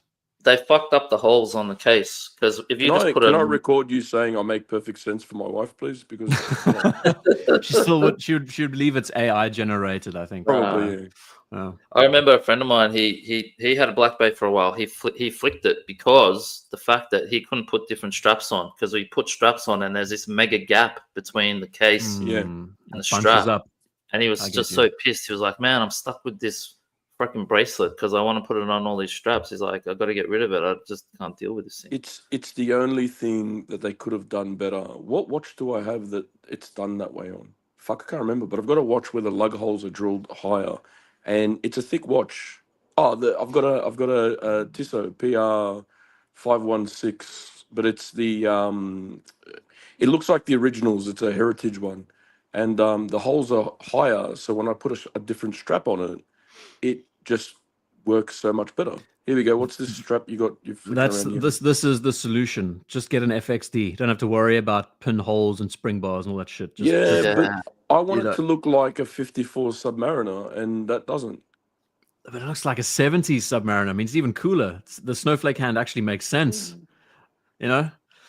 So it's I dig it. This watch to me, I remember that I was so keen when they announced this partnership was going to happen, and I waited for that the launch, and I remember I was sitting up waiting for that launch, and I was like, what? Full graduations on the bezel? What is this? And years later, and I still. So what's everyone's thoughts on the P01 then? I'll throw a monkey wrench in the whole fucking program here now. The prototype design I do like. I've always enjoyed the watches that don't get everything right. Look at JCB's face. Yeah, he hates it. And our man Thomas Burnett's in the he'll hop on. I'm not going to say anything because Thomas is in the chat. That he loves that. He's one of my good friends. I'm not going to say anything. He'll hop on and like spew and cough. I can't and do sneeze. the metal ends. If it wasn't for that, I reckon the watch would be sexy as. But there's too much. Like my brain says, it's either a strap or it's a bracelet. But I see that and my head can't get around. Like, it doesn't compute. Every time I see it, my Windows resets. You hear, That's an old reference, hey? Yeah. That software failure. Bill Gates fucks me up and I have to reboot. Yeah, but it's one of those Marmite watches, though. I think it's you either love it or you hate it. You know what I mean? There's no in between with that watch. I'm on the hating side, but I know. I'll be honest with you. I like the dial. I like the case. I just hate the steel fucking things on this. Like if I could engineer it I get it, but it's the bezel lock system. That's those things on the end. So they're it's cool, man. I love the oddities. I love the prototypes. So I'm down with that. That's the detail that makes it what it is. P01. That's what I mean. Yeah, there'll be because when I'm at work, I need my bezel locked in place because you know who knows. Like when I'm 300 meters below the surface of I need my shit locked up. Look, helium escape valves, bezel locks. Who the fuck's going to use them out of this? When you're timing your lasagna in the microwave, in the microwave, I'm Italian, time, mate. Excuse me. My background's Italian. We microwave only to defrost. That's it. Yeah, and my household don't microwave at all, ever. It's oven or nothing. We buy a microwave because we have that hole in the side without it. Like, the kitchen doesn't look complete without it. It's brand new. We don't use it. Yeah, this is a great looking tutor, man. Honestly, it's the nice. proportions they have smashed. There's no question about it. They have really balanced it out nicely. And then once they've flogged this thing like a dead horse completely, like I know people would say they've already done that years ago, but once it's completely flogged to shit, they're probably going to bring out a Tudor Submariner. Yeah, here's hoping. Yeah. And then that shit will have Snowflake and Mercedes and blah blah blah blah blah blah blah. See, this is the thing. I mean, it's one of those. Cool. Yeah, the Pelagos has some cool shit. I love that bezel as well. The fully loomed bezel. It's cool. Yeah, man. And it's a countdown bezel. I can attest. I mean, the amount of time I've used this thing just day in day out. Yeah, good for timing my pizza. Everything, man. I love it. It's the one. I mean, and this is the thing. How many years has it been? It's been 2 or 3 years, and this still, to me, is the only Tudor I'd ever want to own. I'm in that mindset of this is just, Well, now what did you think of the GMT? Like the GMT version of the FAXD that came out. What did you? Because I had. What I'm saying, like I don't know. Like this is another one. You got four loom and stuff like that. Sorry, I think Timely's signal is having a bit of a moment. Let's say it again, Timely. Go again. This one, is Timely okay? Am I here? Am I there? What am I doing here? Oh yeah, you're there, mate. Yeah, you're fine now. You were talking about chronographs a second ago, Timely, and I think we lost you for a bit. Am I back? Yeah, mate. Is it good? We can hear you. Okay. Yeah. What I was saying before I went was you don't really need a chronograph because what do you need split-second timing for? Like if you're cooking or you're whatever, a bezel's good enough. Like what do you need a chronograph for? Fucking hell. Why? Because they fucking look cool. That's why, man. That's why you need a chronograph. They're so when cool, you get your service bill, does that look fucking cool too? Because it does. Yeah, okay. Yeah, my eyes pop out of my head when I see what the service is. Yeah, true. So this FXD GMT. So talk us through this one. Man, I like it. I do like it. I don't know what it is that's holding me back from chasing after one though. I think because you've already got the FXD already. Yeah, I'm not a fan of the beige loom. Really, around the watch, they kind of went a bit heavy on that side, which is odd for me to say because a lot of my watches do have cool, that. But there's something about it that looks weird, and I can't put my finger on it. I think it's those dividing lines on the bezel insert across. Maybe. I mean, look how clean that is. You can, at a glance, you can see how that bezel works on that watch. Yeah, and here it doesn't. They needed a zeroing. I think maybe instead of the 24, they just needed a zeroing point. Like they needed a triangle or something at the top. Yeah, maybe that could help. But it looks too busy. I think that's what it is for me. It's a strange one. But I do the way they've done the text. It's perfect. The color, the orange accent, it's so nice. That's such a great choice of color instead of red or and a GMT function that doesn't break. That's always good too. Always good. Yeah, the movement doesn't lock up with the date change. Correct. Yeah. So it's nice. I mean, the thickness is good. They've gotten it all sorted out. Yeah. Yep. Thickness is good. But compared to the original, I still, I love the blue, man. The blue is great. There's so many little things to enjoy about the original. It is a cool piece. I'll 100% I'll grant it, right? But there's, like I said, and this is completely just my own opinion. There's something about it that just looks either too busy or there's it's like when you see a beautiful woman, but there's something about her when she turns in a particular angle, and you're like, there's something not right there. Too much concealer, too much eyelash, too much something. It's like, have you guys seen the original Thomas Crown Affair? Yes. No, Faye Dunaway, she's a beautiful woman, but then in some shots she looks ugly as fuck. But I don't think they got along very well in that film, if I remember right. Steve was very. Steve was Steve. Steve betted every woman he. Yeah. Anyway. Yeah. So I like this GMT better. This is the 58. It's a bit more classic looking. It's got the Coke bezel. It's just it's a bit less Marmite. It's safer. I get it. But yeah, I probably would have gone for this one, I reckon. Oh man, but you know what it is? It's that line of text, man. What are you doing here? Yeah, it looks. Let me try and make get everyone happy. Let me get a photo where it's like straight, where you can see it. But it's the line of text that it's the line of text, man. I just don't like it. Don't worry about that. Worry about how thick the fucking thing is. Don't worry about the line of text. That's true. That master chronometer, if they made it a smiling around the GMT, just think how cool that would look. Tudor should have kept, like, with the ETA they do the smiley, right? You know what? They should have just stuck to the self-winding rotor shit that they used to do in the past. Like, it would have. It's cool. Tudor. And every time you see a smiling dial, you look at it and you say, "Yeah, man, that's it. It's got the character." The only time they didn't put the smiley self-winding rotor stuff was on the mechanical one. They had straight text. That's it. Yeah. So this, I mean, everything about this watch is pretty damn solid, but that massive master chronometer, and they didn't put any the two lines and GMT smack at the top. Ah, man. Now that you've said that and I've seen it, now it's ruined it for me. I was actually like before that. You see, this is the thing. I didn't notice it. Now, thanks, dude. You have the reservations about the applied indices and all of that, and me, it's like typeface. How is that text, man? Yeah. And for me, you know what it was that I couldn't unsee once someone said it? It was the Zeitwerk, when it looks like a smiling fat kid in a football jersey. That fucked it up for me. I can't look at a Zeitwerk anymore. Oh, really? Let's ruin it for JCB too. No, nothing will ruin the Zeitwerk for me. Nothing will ruin that, man.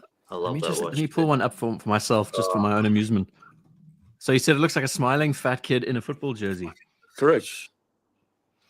Lange, now I'll pull it up. I loved it, and then I heard that, and it cannot be unseen. There's like a JLC watch as well that looks like a jack-o'-lantern with a big smile. I don't know. I don't see a smiling fat kid. I see grandfather clock, old school. But he's a fat kid. He's got a big stomach. The two bits on the side look like a soccer jersey shirt, and he's smiling. Come on.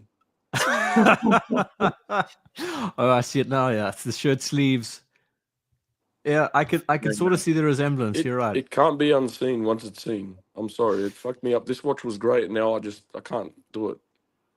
Nah, this is still one of the greatest watches. It still looks pretty good to me. I mean, I'm pretty imaginative, and I still like it. I still enjoy that. I can't remember which JLC it is, but there's one. It's like, I don't think it's one of the master or whatever it is, and I can't remember what it is at the bottom. There's a big long hand, and it's a big long like a big smile at the bottom.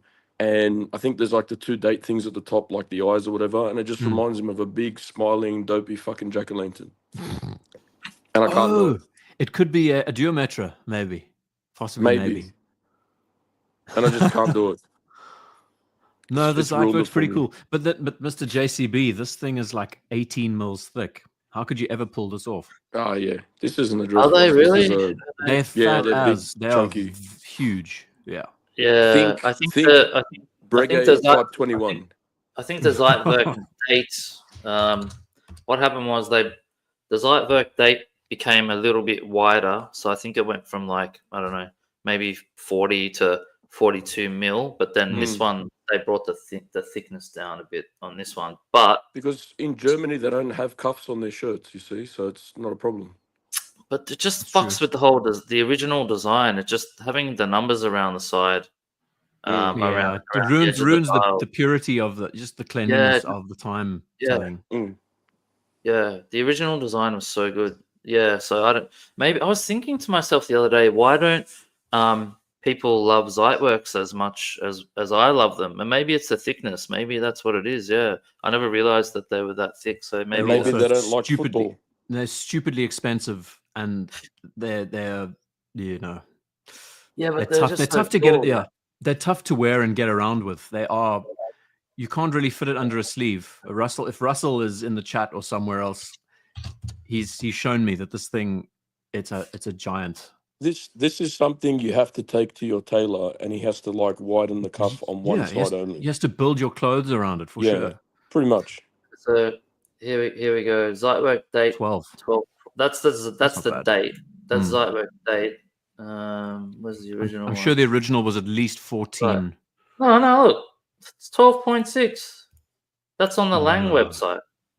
Yeah, look. With a 36-hour power reserve, that doesn't sound right to me. Yeah, this thing had a massive power reserve, if I remember right, back in the day. 12.6 what feet? Not millimeters, 12.6 feet. Inches. Platinum, man. Platinum. Oh, this is the platinum version. Where does it say? It's pretty cool. Maybe the original one was a bit thicker, yeah. But still, 12.6. That's pretty good. If that's what it is now. It's thinner than my Black Bay anyway. Let's put it that way. Nothing can outbeat a Black Bay. It's about an Omega vintage Genève, thinner than my Black Bay. Let's go on to some. What other pieces from 24 did you like? IDGuy, what was I'm gonna pull up my reference, which is my video. Talk about self-promotion. Oh yeah. Let's see if I can find something. The Daytona 9 Hoya glass box. I need to spruik something on this channel too. Then, like, I feel left out now. I've got JCB. I've got to design some shirts or something. I don't know. JCB. yeah. Hodinky, Zenith calendar. Oh yeah. Meteorite dial. Cool. The meteorite dial. Yeah, this is sick, man. I like this watch. The original, the one that like the non meteorite one was okay, but then when they put the meteorite dial on, it was a whole different thing. Let me see if I can pull it on. Pull it up. Hodinky. What a flippin' killer watch. Looks so good. And you're right, the standard ones were awesome. Like they did like a forest green dial and all sorts. It looked awesome. But man,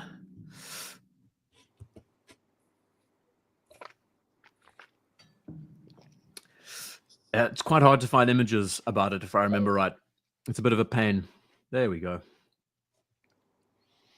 They've got one for sale, 13.5 if you want to buy it, man. I think they sold them out. I don't know. I'm pretty sure they're all sold out. Yeah.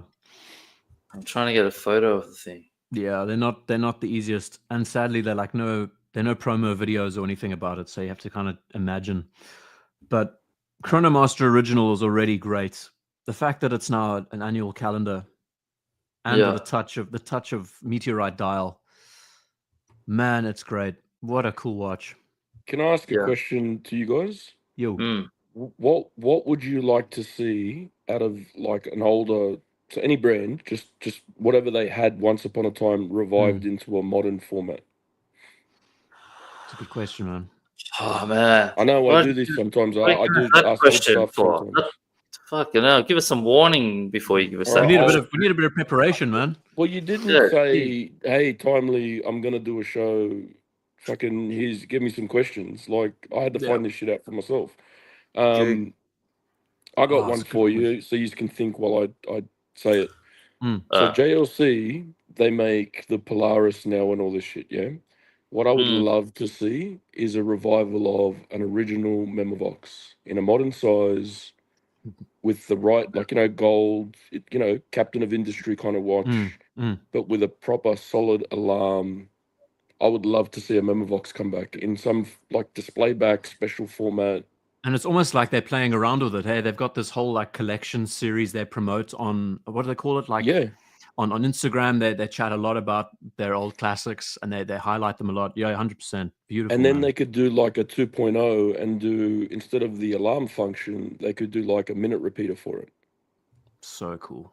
Man, it's a good question. I mean, I know JCB and I have chatted a lot about Zenith and the diver and how they should bring back a dive watch, since we're talking about Zenith.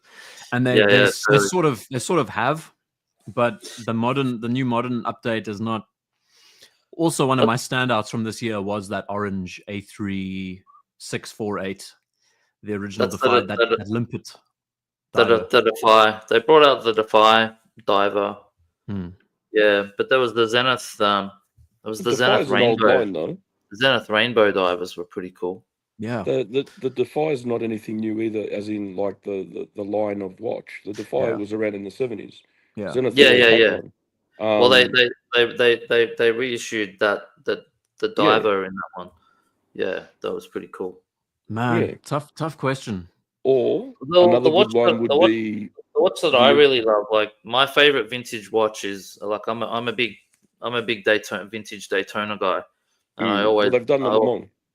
But I was just gonna say like that's it. Yeah, that's what they did. I was just gonna say like my favorite Rolex of all time is actually the Big Red Daytona, which is a 6263 Big Red. But what they did was they brought out the Le Mans, which is basically the black bezeled Paul Newman. It's fucking hell. That's so another cool thing they could do is Breitling could bring out the original top time where it has like the Zenith monoblock case, the Sean Connery Thunderball top time, not the one they got. Oh, that one. Yeah. We've talked about it extensively, JCB and I, about the top time. We would love it's something that is so slept on by the brand. It's disgusting. Yeah. They need to just like, imagine just the a simple modern one reverse looks panda. Cool. It looks. I'll cool. show you something timely. I'll show you something. But just as a heritage model. Yeah, original size, or maybe just a little bit bigger. Yeah. Manual wind B09 movements. Man, they could kill it. And and in the same vein, I have good ideas from time to time. Yeah, not bad. Man. It's so good, man. Sometimes we chat about this so much, JCB and I. So that's what that's the top time from the 60s there. So what they did was they brought out this one here. The watch that I've got is based on that guy there. Yeah. Well, it looks almost identical. Like the reference well, that's what they were going for. They did. Yeah. This watch here is the start of Breitling's reissues of what they did. Nice. This was the start, and then they came out with the Navitimer 806. Then they came out with IDGuy, the watch Fred 765. Yeah. But the difference between IDGuy 765 and this one is that this guy here is a fucking 43 millimeter watch, whereas the 810 is like a 38 millimeter, and IDGuy's 765 is a 1-to-1 reproduction of the 765. It's like that's what I like when they do a reproduction. If they keep it to the original, the level of detail, like even the screws are offset on the bezel, like the original, where the captive bezel is set. The screws are not in line with the numbers and all this. Like, the detail, the little engraving underneath. There's like a 22255 or something engraved on the case. No idea why, but that's just a part of the case number that you'd never even look at if you didn't know. Something else I was on my mind. Oh, IWC need to pull finger, man. They need to. I was just thinking that. Bring a Mark 11 back. Give those bloody hands. Put proper hands on it. They could do a Porsche design Ocean 2000 in a modern package, full titanium. There's so much potential there. Their designs of the 80s and 90s, just some of the best. IWC, because I'm a vintage guy, I can't remember reference numbers on IWCs because I haven't really worked on any, but they brought out a 36,000 beat movement. They had their own automatic module where, you know how it winds in one direction and then when it flicks back the other way, how there's lag in before it starts winding again. They worked out their own way of reducing or almost completely getting rid of lag. So they were innovative back in their day. And all they do now is just bring out shit for Kevin Spacey. Like, let's be honest. Oh, man. We're talking about IWC because they brought out this guy. They brought out this guy, the Eternal Calendar. I was talking to IDGuy about what we thought were some trends, and I was thinking, look, like super complicated watches seems to be a thing, and IWC haven't really done much except they brought this out, and this is a killer watch. This is crazy. Like this thing won like the grand prize basically at GPHG. Now there's the service cost. Can you imagine? Yeah, I'd rather not. Can you imagine? So this is the thing. I mean, they have all this potential. It's one of the brands that I see. They have so much opportunity to dig in. I made a video like a few months back about, what did I say? Missed the mark. And I talk all about Mark Pilot watches that they made. The Mark 15 was an absolute smash hit by the brand. And then once we transitioned over to the 18 and everything else, those Flieger hands fitted to a watch that was originally inspired to be a British Pilot watch. I just don't get it. They've got the Flieger collection that can stay. Similar to the Black Bay line, how everyone needs to have a snowflake hand. Why the hell can't they put the original hands back on that watch and just Mark 11? And we know that they're going to do it. They're going to bring out they've done a tribute to Mark 11 before. We just know that they're going to do it again, and it's going to be a limited edition, yada, yada, yada. And technology-wise, they can do it. They've done it. We just saw proof of it on the screen. But what about the rest of the range, like putting something in something? Yeah. This was a Mark 18. Very vanilla. That was a Mark 18 tribute to Mark 11 that they did like in 2019. That's the original. That's the original, yeah. There's so much, especially for us and from the Southern Hemisphere, there's so much history with this watch that we don't even know about. These were issued to all the forces down south. South Africa, Australia, New Zealand, all the pilots had these at one stage in the early 50s. It's amazing, actually. And you just don't hear talk about them. But they are the coolest freaking field pilot watch you can get in this category. And the movement, some had JLC-based movements. They were incredible. Yeah.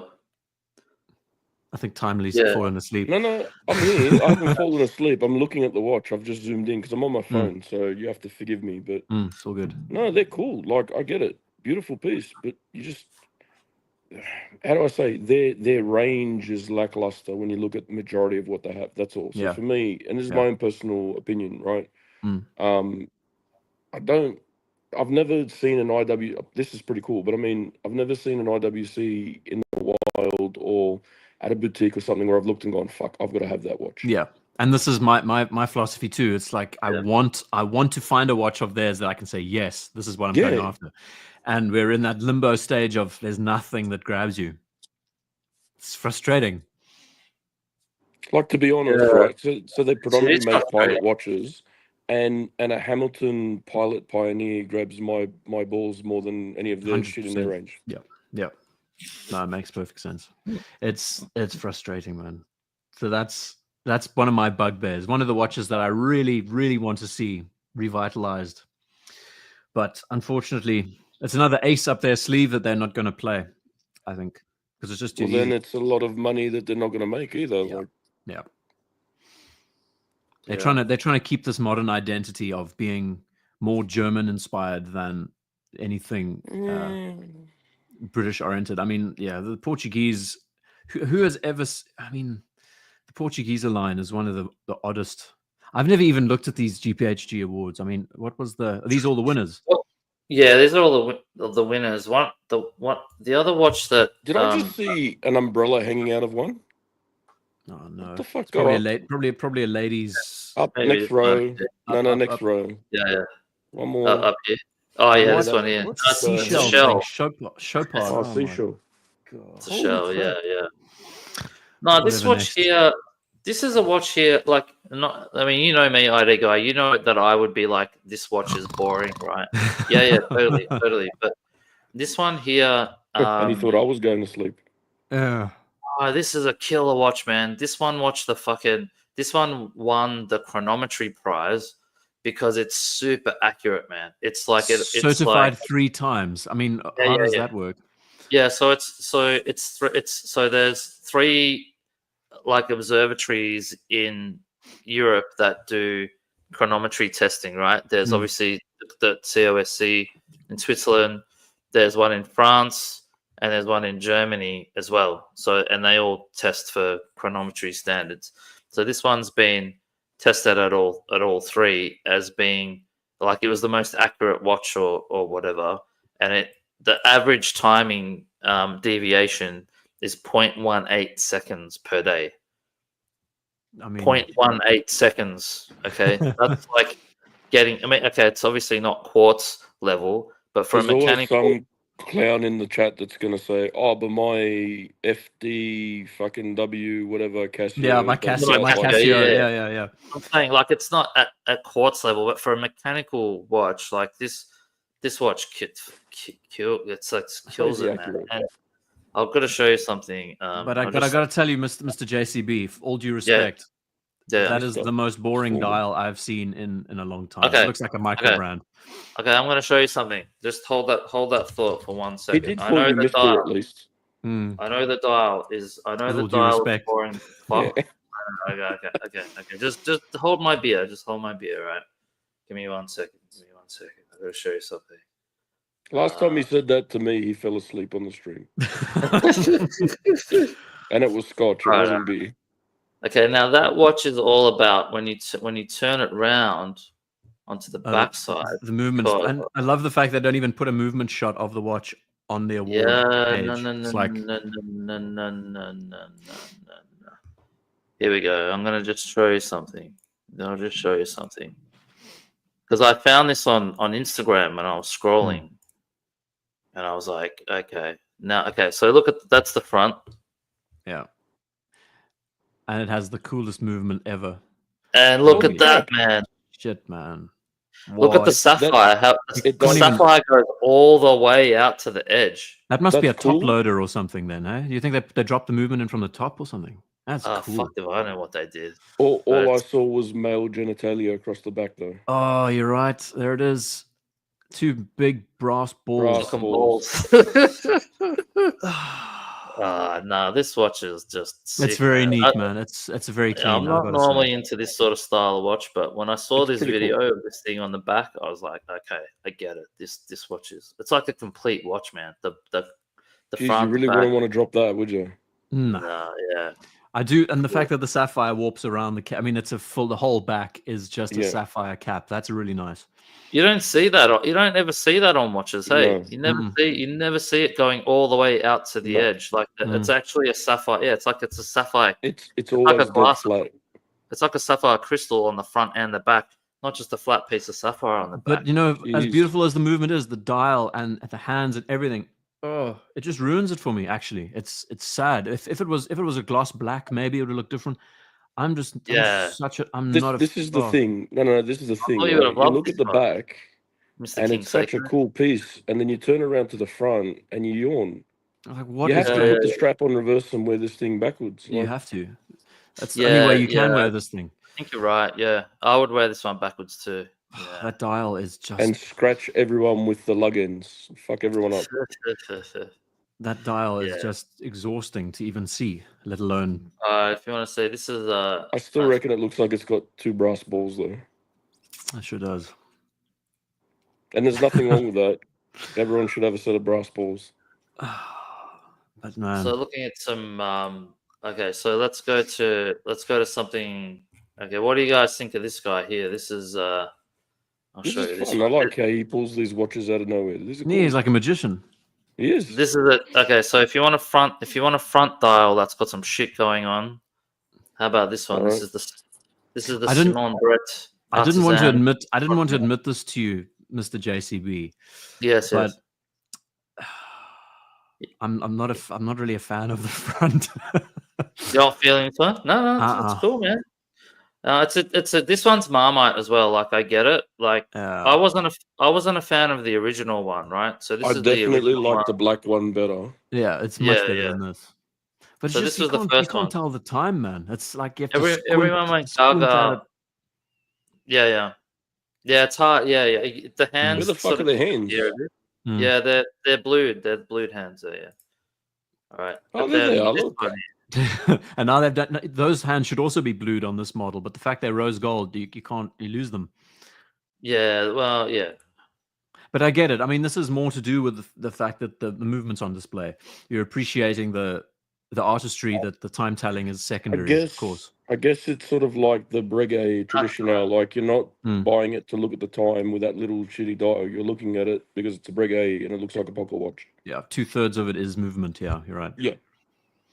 I think, yeah, this one to me, it's like showing off the finishing and the hand working and all that sort of stuff. It's more of an art piece, and you know, if you're into all that stuff and you want something that you can look down and you can appreciate, then this is the one that you go for.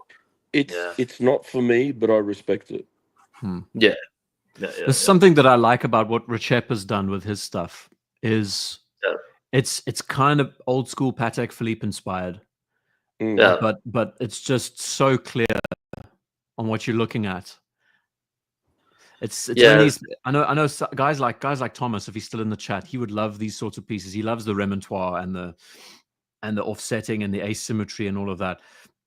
I enjoy it too, but there comes a point when it's just like too much. Yeah. It reminds me of that Zenith. It reminds me of that Zenith skeleton, El Primero, that's had the side of it blown out for Yeah, no, I like this for some reason. As much as it's innovative and it's, you know, they've done a lot of work to it, when I look down, I also do want to know what time it is. That movement is beautiful. Gotta say, that movement is stunning. Yeah, when you flip it over, you gotta flip it over. Where's the like this one? It's all about that. It's all about the handwork. That's nice. Yeah, that's the way you do it, man. Okay, so it's another one we wear backwards. All right, cool.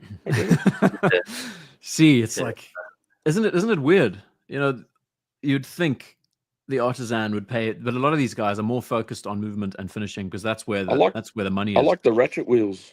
Yeah, there's so much. Finishing and this funny shape to the wheels, like it's a wolf's tooth. Or something. You're right. And I like the full bridge, how they've done it too. Very elegant. Yeah. And just that the plates going across, it's neat. It's really neat and tidy. Yeah, cool watch that one. It's beautiful. Yeah. So that was a couple of interesting pieces. What else? What else did you like? IDGuy from last year. Any other standouts? The Angelus mono pusher, I really liked. Oh yeah. That's a cool watch, man.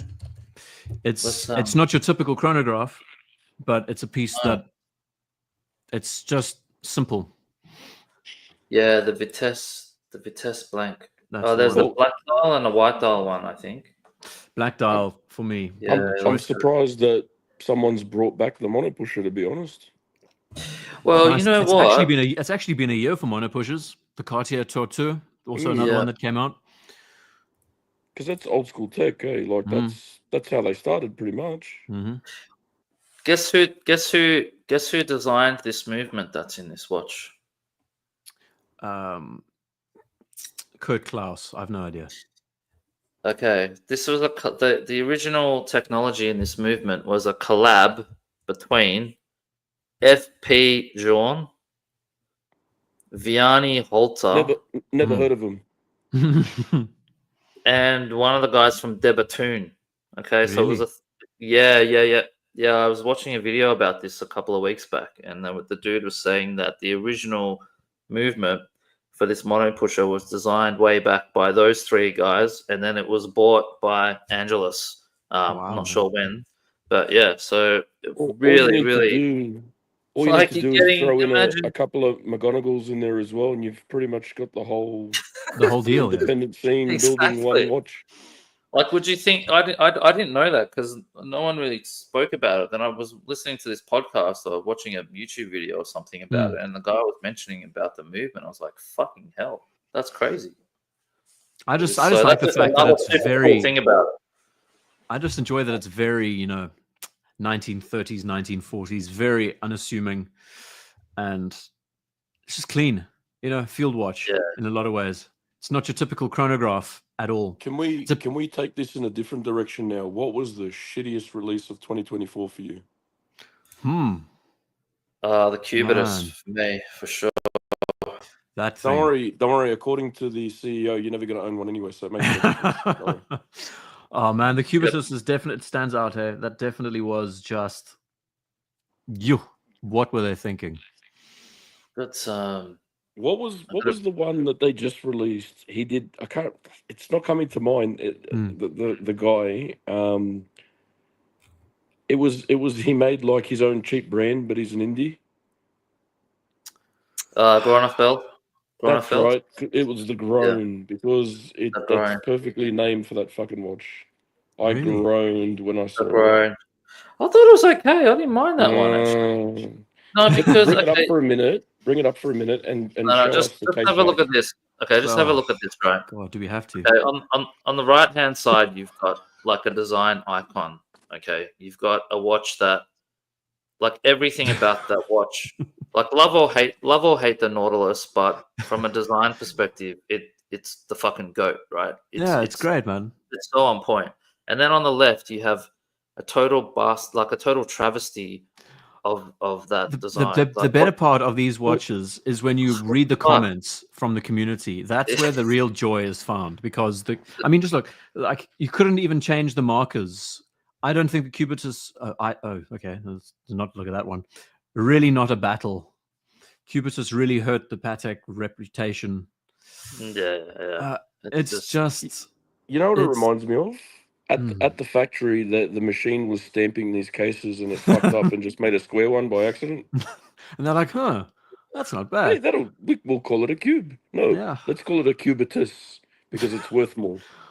There's so many. The wings on the sides of it don't need to be there. I mean, they could look at the Beta 21 and build on that. I mean, I love that old television case design. They could have done something really cool in there. But the wings would have stopped leakage. It's all right. They could have come out with anything. It's Patek Philippe, man, and they come out with this. The Beta. I mean, if they looked at the Ellipse and they built a sports watch design around that with that beautiful woven bracelets, everyone's going mesh. Why don't we try as well? No, this thing. And the sad thing is, it's supposed to be appealing to my generation. It's supposed to be appealing to the kid who's just finished university and he's got his new job at daddy's firm.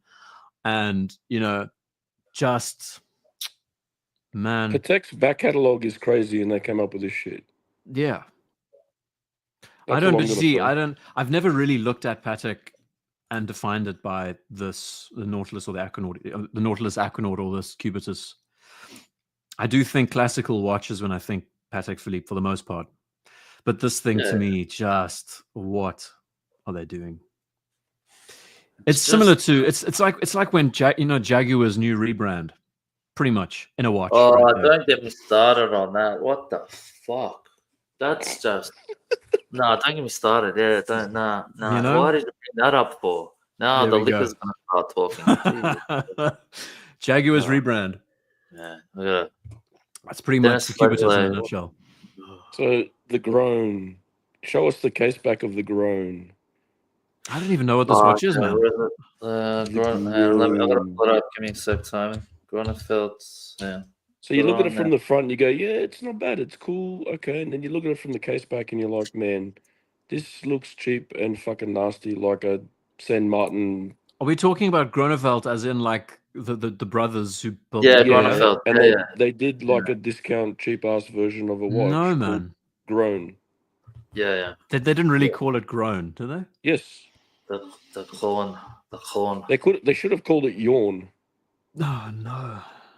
Yeah, but it costs like a tenth of the price of what JCB, a fucking Gronefeld. I get it, but these are the Gronfelds, right?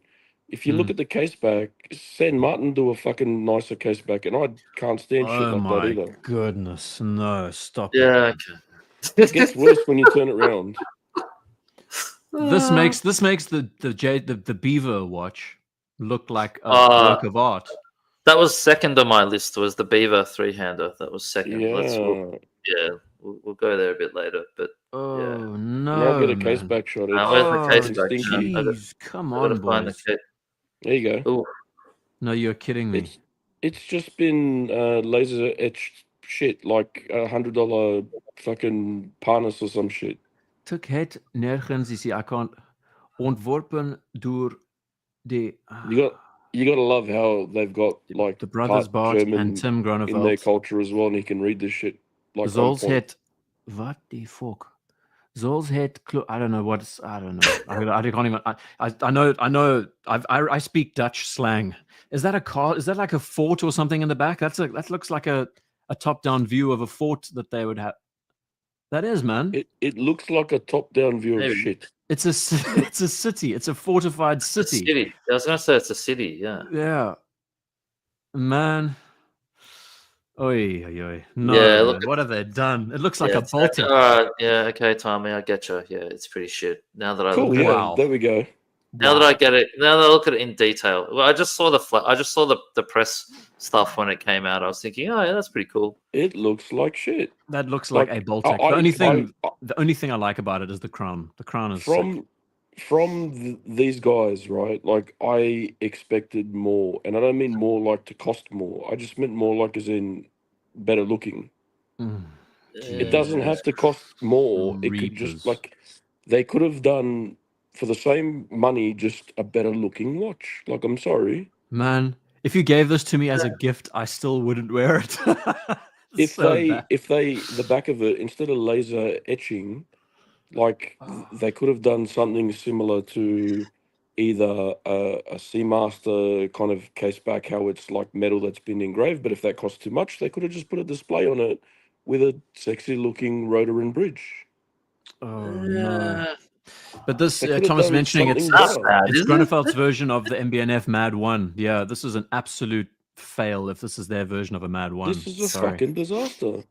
Oh my goodness. And now, please, we have to pull up the Beaver watch because that brand, I still don't understand what they're doing. He makes really nice cheese, though. Those watches are making me want to change my handle. Okay, that's how bad they are. I've spoken with a few people that have been, at these Jean-Claude Biver talks, and he's brought his fucking brie or whatever shit he makes over there over, and they said his cheese is really good. Better than the watches, but his cheeses are nice. Yeah. Oh, really? Yeah. Okay. He's got his own cheesery. Yes. He lives up in the hills. Maybe he should stick to making cheese because this is just cheese. Well, this is so cheese, isn't it? Oh, so bad, man. Holy dude. It's sad. I was thinking maybe this is okay, but then I was like, nah, still shit. You might as well let's get a Trump watch instead. Like, what the fuck are we doing anyway?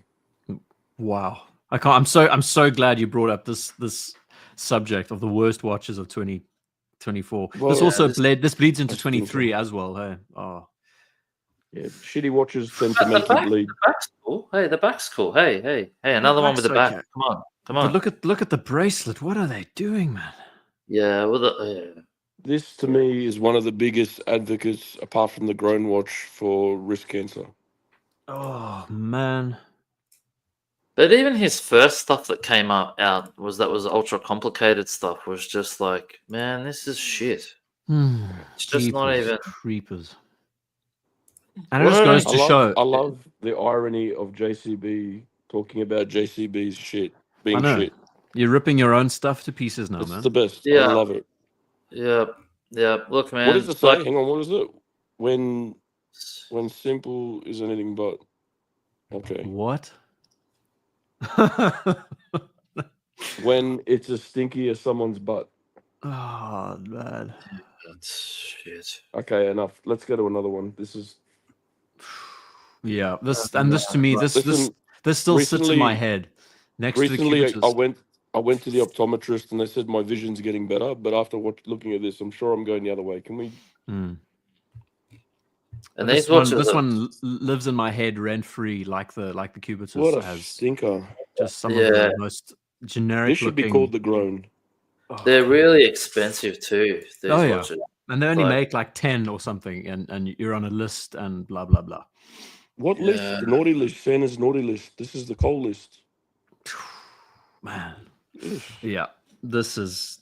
I've had enough. I can't. Take you know what the thing is? The guy's not a watchmaker. He's a salesman. That's the problem. Yeah.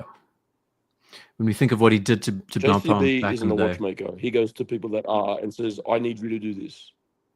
That's the problem. Yeah. That's the box it comes in. Hey, look, the cube. Oh, okay. Let's actually, since we're talking about abstract cool stuff, AP Remastered 2. That did it for me this year. That was a killer watch, man. I love that thing. Oh, is that weird square TV dial thing? The off-center square looking doobie from the 70s? Yeah. 60s, 70s? What's it called? AP Remastered. AP Remastered 2. 02.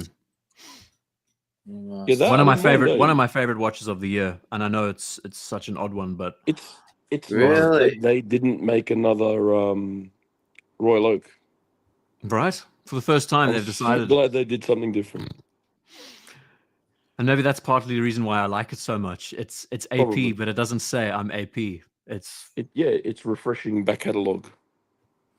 Man, look at that thing. It's so I actually cool. don't mind it. JCB's like, are you guys fucking serious? So this is what are you guys been have you guys been? What are you guys on that I'm not on? I want whatever you're on. I want some. Find some wrist shots of this thing and hand it over. Jesus. JCB. It's called Absinthe. It's really good. You should try it. I should. Yeah. I freaking love Absinthe, man. Nah. See, I told you. I love it. No, it is a cool watch. I have to admit, this is so much better than. What a stupid promotion for this watch. There's such better photos of these things in other places. Okay, this or Cubitus? AP Remaster 02. Yeah, that's it. Yeah, I wouldn't even wear. I mean, I wouldn't even look at the Cubitus compared to this thing. No. Oh, okay, yeah, okay. The wrist, yeah, it's kind of cool. Yeah, okay, he's wearing your shirt and everything in this photo, man. You have to love it. He's literally wearing your shirt. Yeah, he's coming around now. Mm-hmm. So what? I'm guessing the original came out in 1972. Yeah, you can see it there, the little gold number. I think it was a lady's watch. I don't know, but they brought the size up. They've. That's. Oh shit! That was small, man. Yeah, man. Yeah. Okay. So was the tank. So was the Santos. So was fucking the Reverso. Blah blah blah blah blah. Come on. But. Yeah, for me, it's such. I mean, as far as a dress watch goes, yeah, I would totally wear this thing. The one thing I can't stand in the watch community is everyone thinks that your watch size is representative of your genitalia. It's not. I've never heard of that one. Okay, you gotta have a big watch to be a man. That's a lady's watch. Come on, man. It's a fucking sexy watch. Yeah. Yeah, that's pretty cool. That's pretty cool. Yeah, I like this. A lot of this. Look at the dial. The dial's cool. The dial's amazing, man. It's like a mosaic. Yeah. It plays in the light differently depending on how you hold it. Let's see if it loads up. Probably not. Yeah. Australian internet. Yeah. Yeah, it's pretty cool. It's all brushed. Pretty cool. It's very abstract and stylized, but there's just something about it. I dig it. You know what? If the dial was even more to the right, it would be shit. It's good the way it is. Like it's exactly, man. Exactly. They found it. They found whatever that is. Yep. It's an odd one though. Now that JCB has brought it up, you there's something seriously odd about it. I don't know why. I dig it. What's odd about it is there's no case on the right hand side where the crown is. That's what you're seeing. Because you used to case be all around evenly, blah blah blah. Yeah, but that's the whole thing that makes it cool. It's just totally weird watch, you know. Yeah. So it's cool. Yeah. What's the price on this thing? $1 million. Don't even look. It's like $100,000 or something daft. It should be at the bottom. You'd have to harvest a lot of kidneys. Oh my goodness. 38,000 Swiss. That's Swiss as well. Yeah. See, and JCB's like, I could just get an overseas and be happy. Why the fuck would I buy this? Yeah, but I mean, you've got it. This is the sort of watch that you have when you've got a collection of 30 watches or something, and you're like, okay, what am I going to blow my this month's interest rate check on? You know what I mean? That's going to be this. I mean, another cool piece was that Recep with the diamond plots. That was stunning. Diamond fan. Yeah, I wasn't into that one, man. Really? I'm a Recepi fan. I'm a big fan of Recepi. But that one, I don't know. I wasn't feeling it, man. What is it? It's the Recepi CC We're gonna make his fingers bleed soon with all this typing. We're fucking him up. It's okay. He's got liquor on board. Here I am with water. That's like one in the afternoon. You say water, but if you hold it up to the light, it's got a sheen to it. It's absinthe. It's actually absinthe. Yeah. So you're not a fan of the diamond. You're not a fan of the little diamond plots. Well, not the ruby one. That's a bit heavy. Yeah. No, there's something cool about. Look, I'm the first one. Like I love Recepi's design. I love, especially this watch here. The way he designed this watch with the Romans and this line going across it, it's just such a cool watch. Like, and again, it's not normally. I don't like three-handers normally, but this one, there's something cool about this design. It's a really freaking cool watch, especially the black and gold one. I think what throws me with it is there's a really cheap vintage brand, and I see their watches all the time, and they have this ruby red fucking, and that's what's throwing me. Look at this one though, Tommy. Look at what about the black? What about this black one with the baguettes? It's much better. That's the one I'm talking about. I'm not interested in the rubies. That's all right. The other one looks very diamonds are a girl's best friend. Yeah. Actually, it's pretty cool. Actually, yeah. Okay. Yeah, this one. Okay, I'll give you that. All right, you win. This is okay. So compare that. The ruby one, man. I do like a large small seconds counter as well. It's nice, when it takes up that space in the dial. Makes a difference. I've got a vintage Tissot from '53, and it's a 37 mil, and it's got a big ass small seconds counter on it. It looks great. That's impressive for that age. Yeah. Compared to this one though, with this thing here in gold with the gold. The gilt dial. This is the funny thing. You were saying it's not a luxury watch unless it has applied indices. I've just given you applied indices and they're diamonds. They're the most luxury of the applied indices, and you're still not sold. And you're not keen, and you want this rather. This one I prefer. This is the original one he came out with. The original CC1, it's called. And I wish I knew the Patek reference that this is based on, but it's. I think he almost one for one the dial of the Patek reference to get this look. Really? That's a Patek design? It's a Patek design. Believe it or not. I didn't know that. Okay. Let's go back. Fuck, they really like this ruby. They really do, hey? Look at those diamonds, man. That's so clean. It's like you wouldn't even look at it twice and think, wow, that's cool.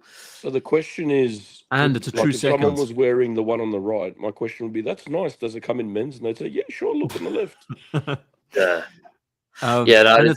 It's pretty clean, man. It's a true beat, hey? It's a true beat runner. And when you hack it, it resets to 0. Resets to 12.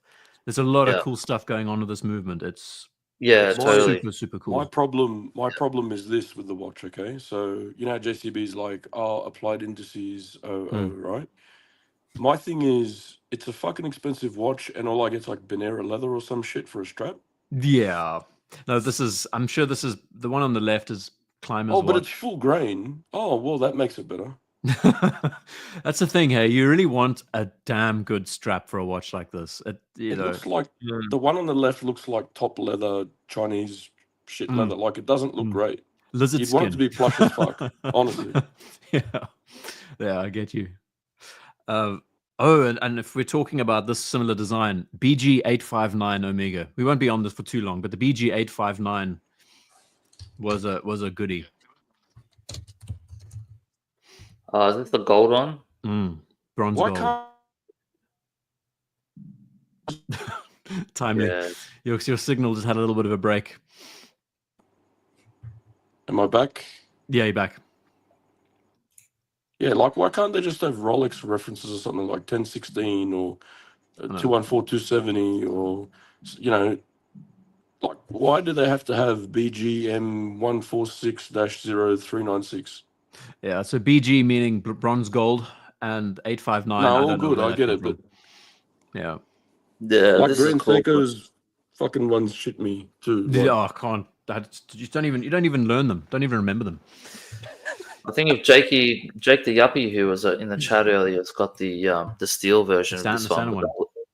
with the blue hands. It's really cool. Really nice. I quite like this. So if you get some live shots of this, they just nailed it. Like the sector dial, the guilloche in the middle of it. There's so much to this piece. I really like this watch, and I guess because I like vintage, this is sexy. Like, man, this is up your alley. Inspired. That thing. What the fuck is this thing on the? That was a pole vaulting Aquaterra ultralight that was given to one of the guys, one of the athletes. This was launched at the Olympics last year. This is the new, that's Swatch. I remember that. Swatch collab Aquaterra. Oh, don't even look at that. Stop. Oh, here we go. Yeah, this is class, man. This watch is dope. Oh, it's so good. Those other two watches before this, that's like catching your uncle coming out of the shower or some shit. Like, they were horrible. It was terrible, man. But this to me is just everything I want. Everything I wanted the original 859 to do. You know what this reminds me of? You know when you've done a lifetime service at work or something and you get that gold Omega or something? Yeah, that's the one. This is that lifetime of work achievement thing. And as Madman says, I mean, I would love if this thing comes up secondhand. I'm going after one of these if I can find it. If I can get it for like $4,000, $5,000, I'd be happy. This is killer. Do you know what would make this maybe even a bit more interesting? Thermally blued hands. Yeah, it's one thing that the first one did have heat blued. They try to keep it more. I kind of like it with this with the case. It sort of ties in nicely. It does. It's very dressy this way. I just like with thermally blued hands. I think it would tie more into their. And I know it's their Seamaster slogan of for town, sea, and country, but they have always had that utilitarian, can do everything. You can wear it in a suit. You can, So there are a few downsides of this. It's bronze gold, so it is a touch. So it is going to patina. The case is going to go matte over time and probably go a bit darker in color. I don't know if it does, man. I'm not sure it doesn't. It's a very interesting alloy. It's actually far better than what most people think. When they think bronze, they think, oh shit, it's going to go green and it's going to look. They seem to have sorted out the formula pretty good here. Yeah. Well, I remember when they brought out. What did they bring out? There was something they brought out in bronze gold. I think it was the 300 Seamaster, yeah. Seamaster. And I remember at the time I was reading up a lot about bronze gold and the alloy and the mixture. And there was so much really cool stuff about it. And I was thinking, why aren't they using this material in more stuff? So I'm glad that they've brought it out in this because it looks like you have a weird skin disease after wearing it. No, it doesn't. It doesn't do any of that shit. It doesn't do even any smell. Apparently, it barely even smells. It doesn't even have a smell to it, which is pretty fresh, considering that normally is terrible. It's sort of like you're getting gold without the price of gold. It's really cool material actually. It's just a much higher concentration of copper, if I remember right. The percentages are a little bit out of whack. It's very different. Yeah. Another downside is it's not a clear case back, which is also so depressing because the movement's there is beautiful. Another downside as well. Yeah, Madman's got a bronze gold one. There we go. Which is it's a limited edition one. I actually tried it on one day. We met up and had dinner. It's fucking cool watch. Really cool. Yeah. Nice watch. Oh man, this Omega to me, it just looks the guilloche on the dial, man. It just there's a wrist shot on this page, I think a bit later on, and you'll see how the light hits it. That's the biggest downside. Yeah, that's a shit back. For what it is, like if they gave a display back. Look at this. Look at the brushed on the outside of the sector and the brushed on the inside of the seconds. It's just the strap doesn't work for it though. No, it doesn't. You're right. 100%. Utilitarian, and that's a dress piece. So yeah, strap is wrong. It needs like a black croc leather or something. Yeah, I was gonna say like a croc or a lizard or something. What the fuck is that? What the fuck toy is that? Look at that plastic thing next to it. Jesus Christ. That's hideous. That was some that looks ultralight. like something you put the dollar in the machine, you turn it, and the ball comes out. One thing when I was wearing Jakey's one, the size of the watch, it's so good. It's so thin. I know it's not ultra thin. It's just got a nice thickness. It's got a nice height to it. It's just the dimensions of the watch are so good. Like for everyday wear, really, really, really great size watch. So really I'm tempted. Like this is going to be in my mental bank for the next 2-3 years, and if one comes up and it's a good price, I might just jump on it because this is everything. I've never owned a gold watch of any kind, and I think to get into this category, it's killer. I love how it's watches in a mental bank. My bank's fucking empty after buying all these watches. Like. No, this is like storage. So I'll give it a few years, and if it's still around, you never know. But Arabic numerals on the dial, it does everything that I want from a watch. It's just pretty nice. The classic logo. It's so cool, man. Dig it. Otherwise, I mean, I can't think. The JLC Reverso chronograph in pink gold was pretty sick. That came out. I was lucky enough. So in Sydney, in around May, they had the Reverso pop up. The pop up, yeah. I was lucky enough to be able to get there, and it wasn't in gold; it was in the stainless. But the chronograph, I was lucky enough to try one on, and it is a fucking amazing watch. And because I do a lot of buying and selling, I'm very good at picking up on scratches and dings and stuff like that. And I went to try it on, and the guy handed it to me. I go, the thing's just got scratches on it, eh? And he's like, what? And I had to show him where and everything. He freaked out, eh? I said, I just want you to know before I put it on that someone's already fucked this thing up. It's not me. But man, that chronograph, was absolutely stunning. What have they? I mean, God. Yep. Yeah. And then after looking at that Omega, I think to myself, give yourself a few more years. Maybe a Reverso chronograph is a good way to cap off this small collection that you have. You know what? To be honest, though, I wouldn't. I'm a Reverso freak. I wouldn't get the chronograph. It's just too much. I would get something more along the lines of something like how I've got. It's a very plain Jane 976, but in gold. Yeah, but the cool thing about the chronograph though is that work and play. But on the flip side, it's totally plain Jane. You know what I mean? You're right, 100%. And then when you get the service bill on the flip side, there's nothing on the back, but on the front side, there's a fucking $1 million service cost. That's true, man. Oh man, look at this thing. It's so dope. Am I the only one that worries about this shit? Nah, look. It's in the back of my mind too. It is in the back of my mind. That's why I've sold off a lot of pieces back to prioritize in the bank. I'm just prioritizing the fact that servicings are going to happen, and I've sold off pieces to sort of like budget for that when it inevitably does happen. Yeah, but you're not going to sell off organs to fix this. Like, I love the whole Bruce Wayne effect of you're wearing this thing around, and everyone just thinks, oh, it's a nice watch, and then the moment you want to, the shirt comes off, and it's just like smash. This thing. Can I tell you a heartbreaking story? But it has a happy, ending of this. The fairy tale ends in a good way. Yeah. So I was wearing my Reverso one night, sitting on the lounge watching TV, all happy, and I felt this click come out of it, like it was a bumper movement, and it was actually the mainspring snapping. Wow. Now, so it felt like a date. It felt like a date change, but the mainspring just decided to give up on you, like on a visit date, like an instant change, like a snap. Yeah. And I knew exactly what it was, and I even started sweating. It was like I was like, this is gonna fucking cost a fortune. And you wind it, and it doesn't hold charge. And you're like, oh. Anyway, long story short, I've got a watchmaker friend. I took it to him, and he said, "Yeah, I've got a mainspring for this, no problems." And he did the service on it, and because he's a good friend of mine, it only cost me the cost of the mainspring, which was $100. What a legend! So I've gotten away with this, probably scot-free. $1,500, $2,000 service for $100. Shit, that's killer. Yeah. Well, when my Breitling needs a service, I'll give you a call, man. I'm being dead serious. Tell me, and because he works on Pateks and APs and shit, so.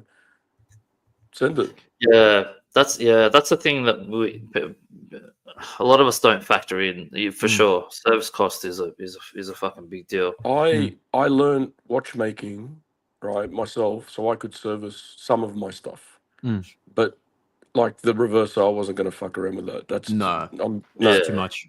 And I'll never forgive myself if my screwdriver slips or something like that with a display back, right? But I've worked on many of my watches. I've got like a gold Omega Seamaster Genève with a 601. I've done that. I've done my Tissot. I've done like a few other watches, and it cuts down on service costs. But it's nice to have someone that can do it. You know. Yeah, it's one of those things that we don't really factor in. Is it's nice to have a handful of watches that have pretty plain Jane movements, all things considered. I mean, I've got this is a B09, so it's not automatic. The El Primero is a caliber 400. It's all pretty generic. The 8806 Omega movement, we're not talking big price when it comes to like double splits and all the rest on top of it. This is the part of the hobby that we try not to talk about because we know that it's coming hurt in the back pocket. Yeah, let's move on, shall we? Yeah, man. But otherwise, like nothing. It's like we said, there's been some good stuff from a lot of brands, but nothing massive. I think we said before we even started the show, when we had our prelim show, that we thought we were live, we actually weren't. That we're coming off the tail end of the COVID delays with manufacture and everything else, and hopefully now they're going to start expanding. But then watch sales haven't been as good over the last year. So are they going to pull back? Don't know. How has your tastes changed over the years? Like, I always liked like what JCB's saying, chronographs, how sexy do they look, this, that, the other. But I've gone back to a very simple three-hander, sometimes no date, just the simplicity of it. What about you guys? Have your tastes changed over the years in that way? I think it's weird to say, but our man JCB, he's rubbed off on me in a lot of ways with the chronograph, feeling the chronograph experience. I love I love my standard time onlys. I love a good dive watch. I love a no date, something just pick up, grab, and go and use. But as far as weekly wearers, I tend to always just wind this up or put it on, or the Zenith. I'm really enjoying just a watch that does it all in one package. That's been one of my go-tos. I think of the watches that I have now, they all have their own self-enclosed. They could be a one watch only collection if you needed to go that way. That's something I think about a lot. What's the complication that you tend to lean to the most? And I know you're saying like chronograph, but I mean like using, not just looking. A bezel, always a bezel, dive bezel. Every single thing. Biver? Monsieur Biver?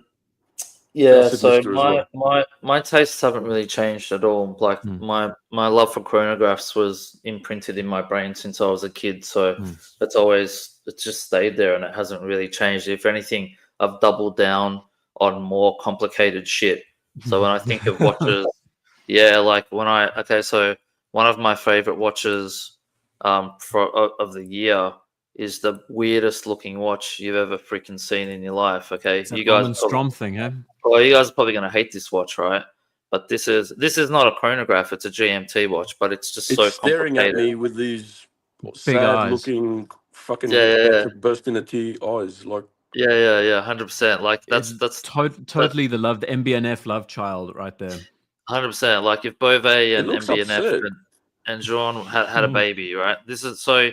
I've gone even more into more complicated stuff. Like if I won Tatsloto, I'd be going to the MBNF gallery and buying up the whole fucking shop, right?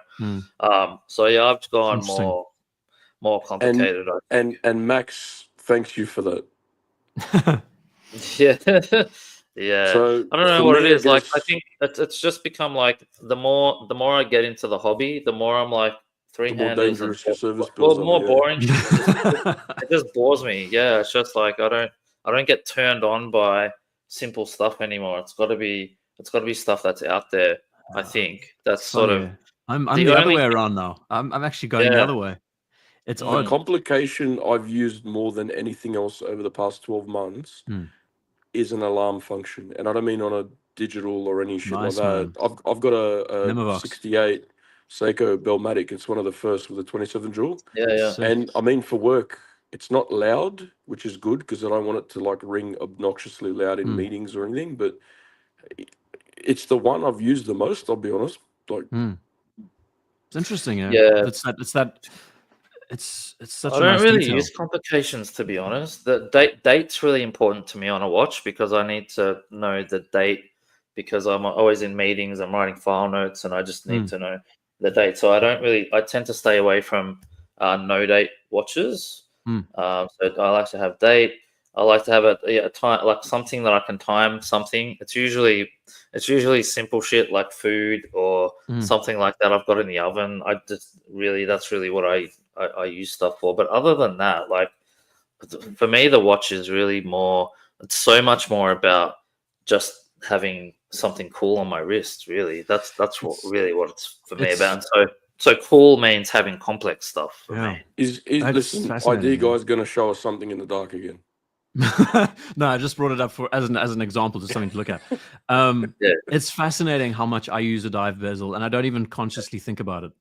When I'm up in the morning, I will be timing coffee. I'll be timing if I'm doing work for an hour. I'll be timing my trip to the gym because of traffic, whatever. I'll be timing my time in the gym, and the bezel just moves constantly all day. I use the GMT bezel to time stuff. Actually, you can. I mean, same with this. Using this GMT bezel for it's amazing. And just you don't even think about it. Timing running. I mean, I run 8 or 9 or 10 Ks, and I time every interval how much I'm doing. And that's the thing that I miss about having divers in my collection because I've got rid of all of the divers that I've had now. I don't have any, and that's probably the one thing I miss is not having a dive bezel to time stuff. Something like a glasuta for you would be sick. A glasuta diver with a big date. Yeah. And man, I love it. The big open 6s and stuff on that watch. It's killer. Yeah. So yeah, it's ironic. I don't really use the chronograph function as much as I would normally. I do sometimes, sparingly, but whenever I have a dive watch on, the bezel is constantly moving, timing something. Yeah. But I like timely. Your thought on the alarm function. Yeah. I've been looking at volcano crickets and stuff, and I think see, it would be a nice piece to get. Omega Memomatics, and there's the Memovox, and there's a few other alarms. But my kids, they like me using the chronograph when I tell them they have to sit in the corner or some shit because they want it to like to the second to get out of there. But that's pretty apart cool. from that. Yeah, no, I use when I'm wearing my chronographs, I use them a fair bit actually, just for timing various whatever. It just takes the place of the dive bezel, so I'm just always clicking. What's the worst chronograph you've ever used or played with? The worst one, well, the one that I've got now, actually, this is the worst one, the Moon Swatch, because it's only got markers at 5-minute interval. Oh no, yeah. Defeats the purpose. Yeah, exactly. Yeah, and so all other chronographs have the timers at 1 minute. But the other one that I really hate, which I haven't had, is the Zenith. Any Zenith with an overlapping subdial. Subdials, and you can't read the sucker. Yeah, because it obscures the markers between about 16 and 20 minutes on the timer, which is really, it's only a little bit, but from a design, so far, I think I'm going to win this one. Right? It defeats the purpose of having an accurate chronograph, right? Because you've got that little bit there that you can't time it, so it's just bizarre. Unless IDGuy comes out with something really like bomb diggy, I think I'm going to win this one. So. Yeah, in my case, I've been fortunate and I haven't experienced many bad ones. I've been very choosy. I think that the cheapest I've ever dealt with was a Mecha Quartz and the Seagull column wheel, and they're both pretty great. The thing I didn't like about the Mecha Quartz is that the subdials don't work the way you want it to. The one subdial is like a 24-hour timer or something.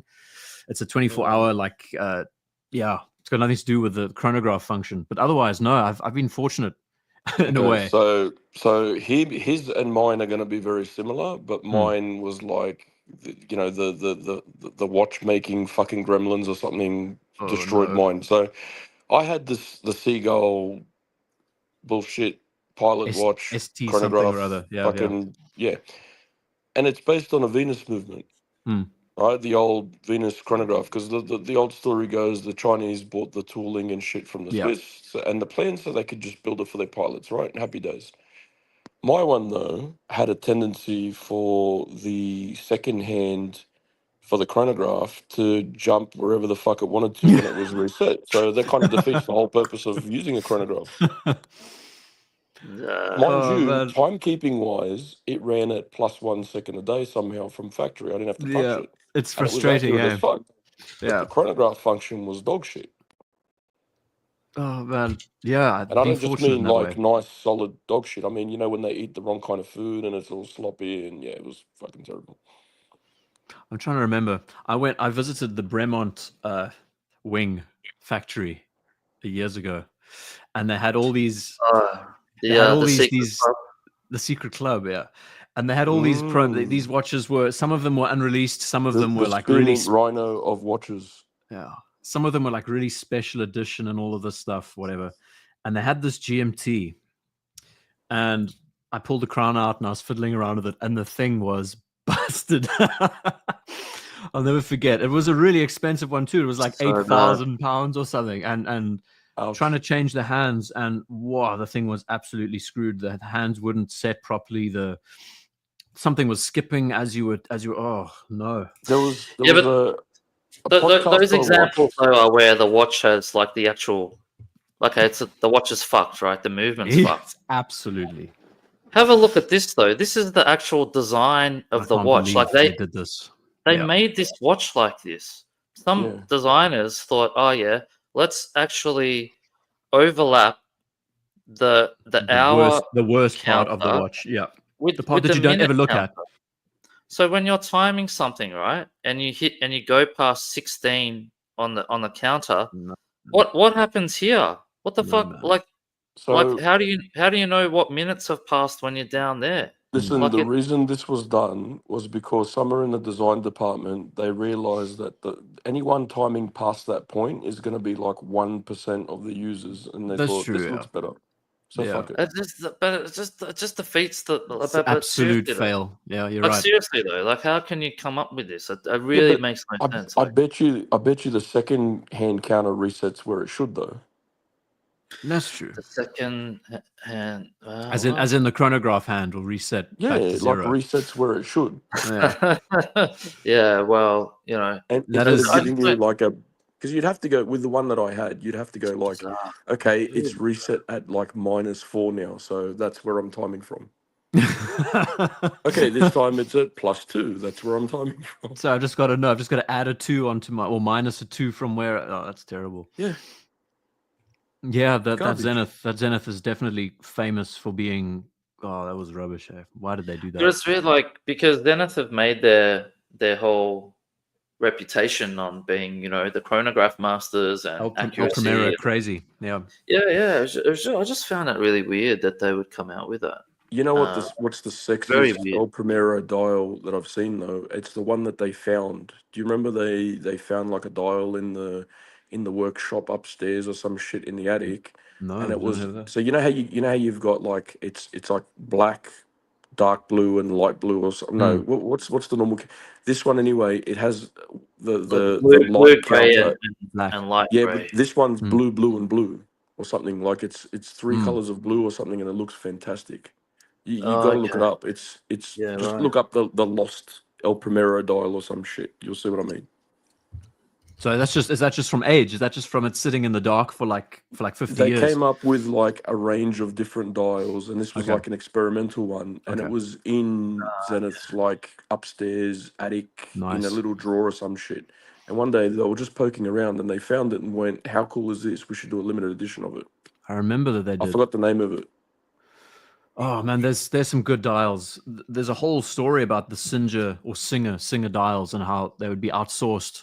Rolex would use them, Omega would use them, all the big brands would reach out and ask for them. They're custom dial makers. And that's where you get like the Daytona Yachtmaster dial from and all this cool stuff. Ultimate Chrono, JCB. Oh man, that's a really, really hard question, Thomas. Yeah, I've thought about it a lot. One that works and has a complete second or a complete counter that you can read for a start, yeah? And it helps, yeah. I'm gonna go 2 ways. Okay. Like for a long time, not for a long time, it probably still is, but I'm gonna go ultimate. You're gonna go 5270. No. that's a chronograph with a perpetual calendar. So Yeah, I'm why gonna. not? No, I'm not. I'm just gonna go just for shits and giggles. We'll stick with just chronographs, but it's not really just a chronograph. This is the split seconds. So you said we're gonna stick with chronographs, but it's not really a chronograph. So that's just well, it's a chronograph. But it doesn't have any other complications. So this is a 5370p. Come on, man, this is what you got me on for, just to break your balls a little bit here and there. It's all right. Yeah, so 5370 is killer, man, with the loomed hands. Well, Thomas was actually right when he said there the 5170G. Yeah. Because okay, that's the 5370 costs like this watch from the sticker price on this one is something close to about 300 grand, something like that. That's the sticker price. You can get them on the secondary for a lot less, but this watch is so expensive. It's just not fair, right?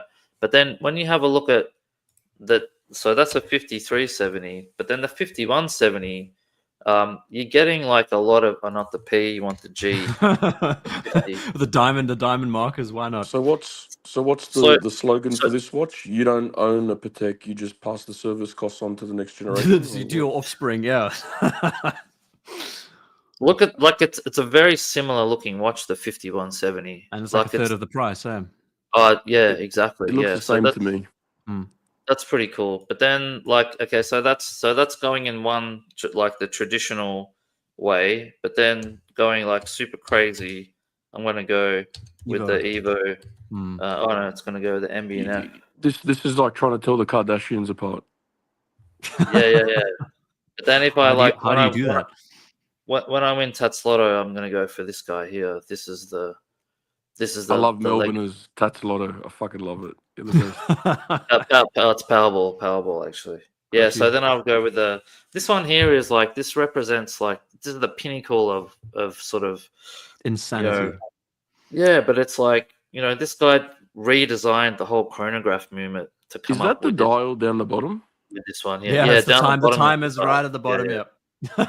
This has two chronographs that can run sequentially. Anyway, it's super complicated, and I'm too pissed to get into the technicalities of it. But like, this is one of those ones where I was talking about, having some crazy shit on your wrist. This is like a UFO lands on your wrist, and this is what I would go for. So Thomas, yeah, it probably I would go in two directions. One, uber conservative on the Patek side, but then going on the total flip side, going into the crazy shit, I would go with the MB&F sequential. Yeah. It's pretty cool. That's fascinating because like I for the life of me, I can't think of what my end all be all would be.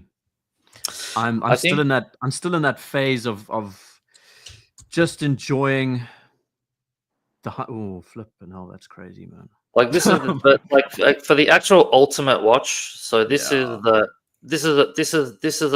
a chronograph and a perpetual calendar. So this is putting this is when you said the 5270p. This is the predecessor to that. Got you. The 5970p. Yeah. This one you here, haven't had that much. If you can ramble off reference numbers like this, man, you're pretty good. You're pretty on the ball. Yeah, no, I like the design of this one, man. It's just so. This was Thierry Stern's first chronograph, first perpetual that he designed. Actually, a lot of people giving shit to Thierry for designing the Cubitus, but he actually came out with this. So I actually have full respect for the guy. Well, he came out with this, and then he had a couple of good slugs of his favorite brand of alcohol, and he came up with a Cubitus. As you do. It's like Picasso's blue period. My favorite, like, if I could go for any Grail kind of watch, I have no idea what the fuck the reference number is, but it's the Patek Philippe version of the Reverso. Gondola? No. It's a Reverso. So interesting. I can't remember if it was Jaeger or Le Coultre, but one of them was on the board for Patek, and they made a Reverso for Patek, they made a Reverso for Cartier, they made the Otis for Hamilton, and they made their own for themselves. And Patek is in gold with a salmon dial and whatever the fuck, but it's sexy as. Oh, man. I'm just trying to rack my brains. Pieces that I would want to go after. 1655 Explorer 2. That would be stellar. And the other one I would go for would be an Omega submersible. Wow, which is that's a cool. 1930 something first dive watch ever made. Amazing. So like a marine, like an earlier marine. Nice. Yeah. So you love your square, you love your rectangle cases, man. I dig the through line. That's pretty cool. Wow, that's killer, man. Yeah, so that's a JLC case, I would imagine. That is completely made by JCB, licensed for Patek. And JLC movement too, I'd assume. What do you think? Yeah, for sure. That is awesome. Wow. That is really cool. Didn't even It's really reverso with Patek branding is what it is. Pretty much, yeah. That's like and there's not many sleeper. of them around. And they also did it for Cartier, and they also did it for Hamilton. So yeah, in my case, what would I do? The Rolex Le Mans is a really cool watch. It's something that I'll probably never be able to own, but it's just one of those great end-all, be-all watches that you could wear everywhere, and no one would really pay attention to it unless they knew what it was. I'm enjoying the idea of wearing a great piece that's also a sleeper that no one really pays attention to. But I have, for the life of me, don't know what I would choose to cap off everything, especially at this time in my life. The end game watch. Yeah. I'm not a fan. This is the thing. I've never been a fan of the super complicated stuff. You know what would be cool to find? One of two watches, okay? So either an original Breguet Type 20, because a lot of them were taken back by the government. They weren't, so they're not out in the wild. If there are, it's because someone kept it, right? Yeah. And the second watch would be cool as well, would be an original Panerai. Oh, Egiziano, the biggest of all. Yeah. He's not a Daytona, Thomas. Yeah. I know. It sounds sacrilege. But like, yeah, I want it to be a watch that I can wear. I would love, one of the earliest Breguets, the first times they had, I think the second generation where they had the Breguet logo by compacts, just the classic, the icon, not the sterile dial. I think that's a little bit too far. To have Breguet on the dial would be nice. Plus, as a guy, you don't really want to say the word sterile too much either. Yeah, it's true. I also, one watch I've been a big fan of is Breguet Classiques, but the boutique blues that they bring out. They've got a whole range that they've done in the past. And man, there's some stellar watches. White gold with navy blue accents. So neat. Yeah, I think Thomas is a big fan of the Breguet. He loves his enamel dials with the numerals. I hope he gets one. Thomas, you must make a plan. Get rid of the palm dial date just, and let's make it happen. Did you mention the King Seiko that you picked up last year? Have you still got that one? I still have it. It's in the cupboard. I've worn it maybe like 4 or 5 times. It's such a good watch, man. Yeah, it's so good. I can tell you've kept it in the cupboard. Fantastic fucking watch. It's just man, everything. Zaratsu finish everywhere. The hands are beautiful. The dial is stunning. I put it on a beige strap, and it just looks the business, but it just doesn't. The only problem I have with Zaratsu polishing is the minute you, I guess, rub it up against something, and I don't mean like a normal scratch. I mean like a fly. Even a fly lands on it. Dress shirt, dress shirt. Even like you're gonna get these marks on it. Yeah, and it's just gonna stand out. Like it's so heavily polished, like to a point of perfection. Anything will stand out. Fingerprints, anything. Like my reverso is a bitch for that, and that's not Zaratsu. Like that's just high polished. I know. It's stunning. The case is absolutely incredible. I don't know if you want to pull it up, Mr. JCB. It's just the KSK, King Seiko King, with those awesome squared lugs that they just tapered in.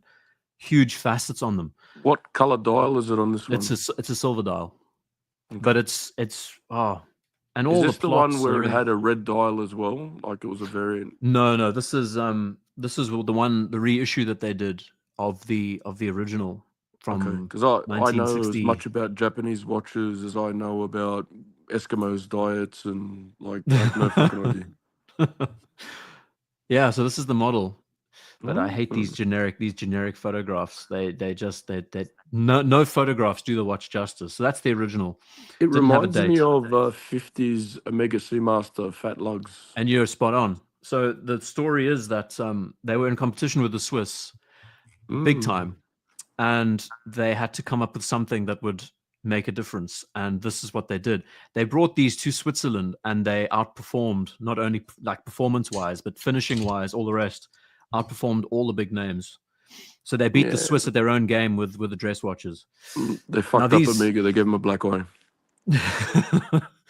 But it's such a cool watch. I mean, the thing that turns me off is that date window, obviously, because it shouldn't have a date on it.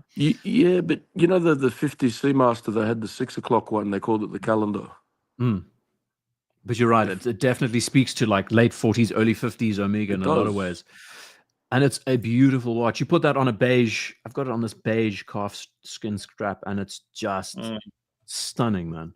So you don't wear this because you keep thinking it's an Omega and you get confused? What's the reason? I don't know what it is. It's the date window. It puts me off from looking at it. I don't know. It just ruins the symmetry. But there's so much the history behind it. I dig. I mean, the crown by itself looks like the end of a lightsaber from. Yeah, I wouldn't have a problem wearing this, dude. I don't know why it's in the cupboard. I think because IDGuy, you probably because you're not some, you're not some dress watches. Well, you're not some schmuck with an office job like me, so you don't have to. True. You know what I mean? Like you don't have to wear a shirt and stuff. Like it's not, your style is, grab the Pelagos or grab the Diver or whatever, or the sports watch. I think you're more of a sports watch guy. Like your lifestyle probably just doesn't. But everything about it, man, it's this frustrating thing. I mean, the crystal is stunning. It's all faceted. The case is beautiful. The crown is perfectly proportioned. Like so it's a plain dial, but the strap, the contrast of the texture on the strap, like goes well with it. The lugs are great. The everything's perfect on this thing. I don't know. The irony is, Grand Seiko, weird, man. You got to wear it. Grand Seiko has just brought out their version of the first high beat that they did, and it costs like 5 times the price of this thing, and it's rubbish. This is a better design. This is more beautiful in every way. So many nice things to like about it. It actually does have I mean, just looking at the crown, it looks like an old Seamaster, hey? Yeah. I bet you the Japanese just pulled a Seamaster over and they're like, cool, let's use this as the reference. Pretty much. Like it's got a couple more facets on it than a Seamaster, but it's the same shit. Like even the indices are the same. The Seamaster has the double at the top and the singles all the way around. Like, frame date window exactly the same. Like everything's the same. It's what, Dauphine hands? I didn't get a good look. Yes, and tiny little facets on the hands too. Yeah, so it's stunning. I'm sure if they put a bracelet on it, that they would have gone for a beads of rice as well. For fuck's sake, like look at the buckle on this thing. It's it's the best buckle I have ever seen on a watch ever. It kicks the ass out of every major brand. It's all of that. Yeah, that's cool. Oh man, it's so flippin' awesome. So that's one thing that just bugs me is that I'm not wearing it and it just doesn't fit into my. That's an easily fixed problem. Yeah, just throw it on. Don't think about it. Right. And I picked it up for a steal. I mean, these were £3,000 when they came up, and I got it for like less than like $700. So JCB £3,000. That's like $6.5 million dues. Yeah, give or take. Oh dear. Yeah. So, any thoughts on now? Your collection's at a pretty good point. Have you thought about what's next? What's next? Well, this is what I was saying at the beginning. I'm not actively looking for anything, but if something does fall into my lap, I'm not going to say no. Effective question. Yeah. What's next? Seagull again, yeah? I mean, so what would be something that would like? Are you just totally open slate, or have you got some things that would be like, if they fell into my lap, I would look at them? Or the one that we've chatted about often is the Sprite GMT on a Jubilee. I like the left-hand drive. Yeah, it's a cool piece. But is it a watch that I would want to wear a lot? I don't know. What is it about a left-hand drive that makes you drawn to it? Just out of curiosity, like. Well, I'm left-handed. I'm completely. I wear my watches on the wrong wrist. I'm backwards. But to see, the thing is, having the crown digging into the. Do you want that though? It's like, is it something that you I've never had want? the problem, to be honest. Like I don't wear my. I'm not taking the piss. I'm a lefty, right? I'm a lefty, right? That come out good. My watch, I wear it above the bone. I guess the wrist bone. And I've never had one that dug in. The only watch I've ever put on that sort of gave me the shits in that respect was a Panerai luminor, like a Pan massive triple one or crown. something. But I've never owned it. I think the Sprite's cool though, just because it's a weird watch, so odd. right? And we know it's going to be super collectible one day because oddball. I mean, how many left-hand GMTs do they make? It's and the green and black. I'm good with it. I was just curious. That's all. I'm not cool. having a go. So at I like the novelty aspect of that watch. That's kind of interesting. But the GMT complication is definitely one I've been looking into a lot. But would I use it? It's that whole mentality of how much am I willing to spend for a complication that I don't know if I would use or. Yeah. So I'm in that fortunate position where if I wanted to, I could splurge on, I don't know, a Submariner or something really cool. But I'm thinking, well, maybe I could get some more affordable watches in for the channel instead.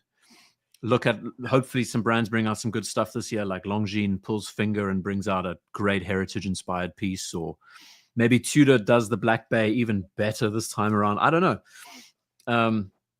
But as for my personal tastes, there's always watches in the bank that I'm not thinking about that if they do land in my lap, I will say for sure going to make it happen somehow. Yeah, that Revival Shadow that I showed you the other day. Yeah. I mean, I honestly thought he actually meant like a real bank for a minute there again. No, the mental bank. Yeah, I had a picture of him like fucking Scrooge McDuck swimming in watches or something. I've got them all in the bank, and I don't think about it. Yeah. And as for getting duplicates of brands, like I'm wondering, get another Rolex. That's about as cool as it gets. To get a second Rolex is quite nice. There's a lot of opportunity there for that brand to chase. Would I want a Submariner after all these years? Because that was one of the watches that like I aspired to own, but now I got the Pelagos, which does everything and more. So it's kind of like, it's finding that spot. Yeah. For me, a Rolex, space. I like the original GMT Master, how they've aged now. I like the lighter blue on the bezel. I like the naturally aged lume. Like, to me, I think that's one of the nicest looking Rolexes to date at the moment. Yeah, they kill it. Again, I'm just a weird fuck because I like vintage. But yeah, that would be the one for me to do it. This is another thing. And a birth year would be great for me too. Like a birth year GMT. That's something. There's lots of options. I mean, I could get a birth year Daytona, which is a Zenith. Would it be I think it is a Zenith movement. That would be interesting. Yeah, there's lots of opportunity. Were you 80s or 90s born? Early 90s. Okay, cool. Yeah. So it's tough. But again, I'm so chuffed with what I have. I'm so satisfied with what I have. I don't ever reach out thinking, do I need to add another one? It's that I'm enjoying the mentality of saying, if something cool comes across, like this little Martin guitar that landed in my lap. Didn't expect it, but for years I've been thinking, man, what a cool guitar. And it just so happened that happened. It's nice. What have you got in the collection, Timely, at the moment, man? I got a bunch of watches in the collection. Like, again, all different price points, all different ages. So we'll start, I guess, at the top. So I've got the Reverso, I've got an Explorer 1, I've got a Railmaster, I've got a Black Bay 41, I've got a few Tissot, as in, like, I've got a Visit Date, I've got a World Timer, nice. Got the PR 516, I've got the new 1938, like, not the chronograph, the standard one. And time one, okay. I've got the Hamilton Pilot Pioneer, I've got the Bellmatic, I've got, I don't know, what else do I have? Seikos, rattle off the Seikos next.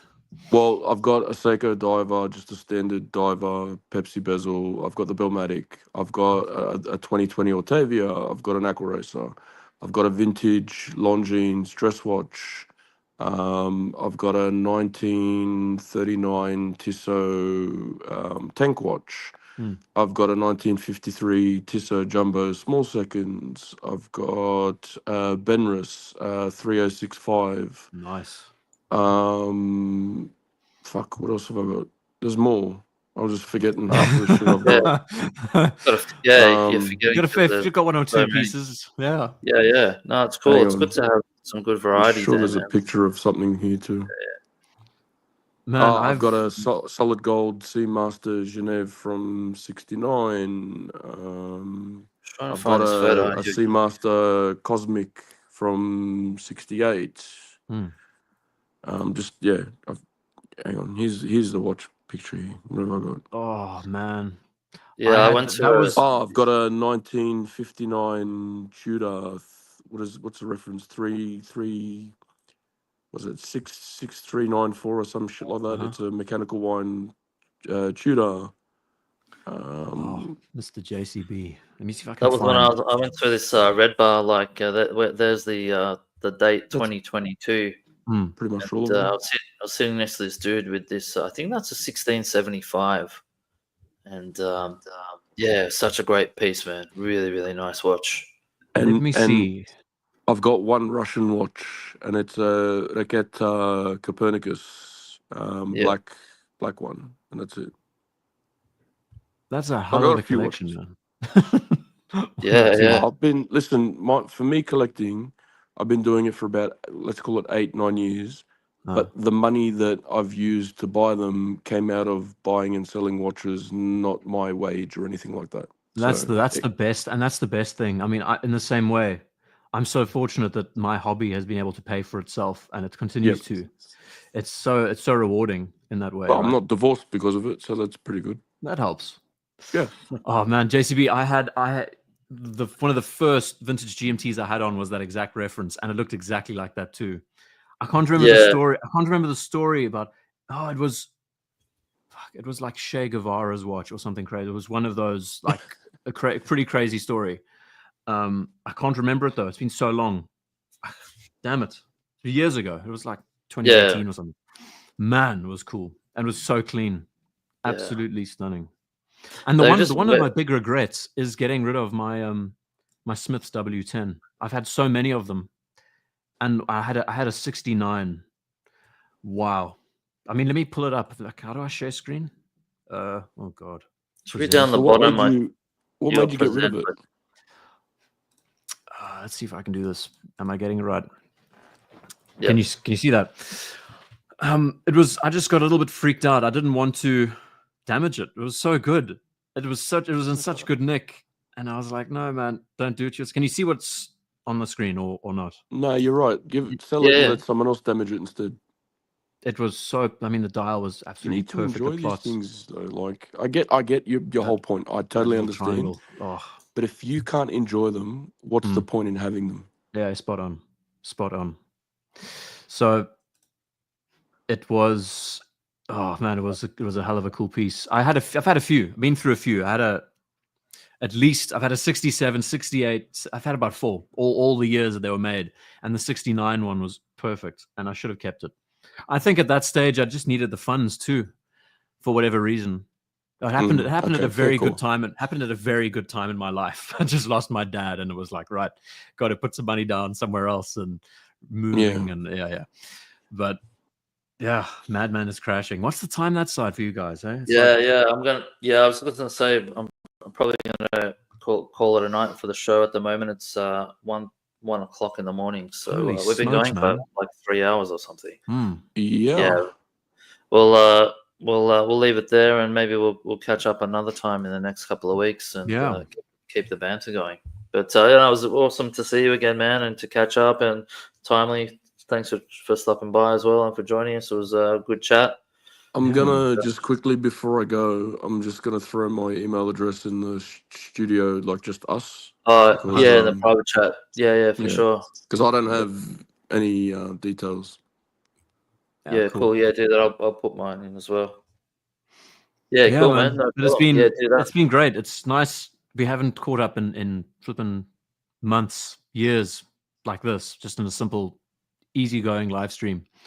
Yeah, exactly. And happy to report it's not snowing out here, so I'm going to go for a run just now. It was nice to talk to you again, JCB, and it was also nice to talk to this South African fella over here as well, because I've seen some videos, but thank you, Time. I've never spoken with him. He's good bloke. Shit lighting, but good bloke.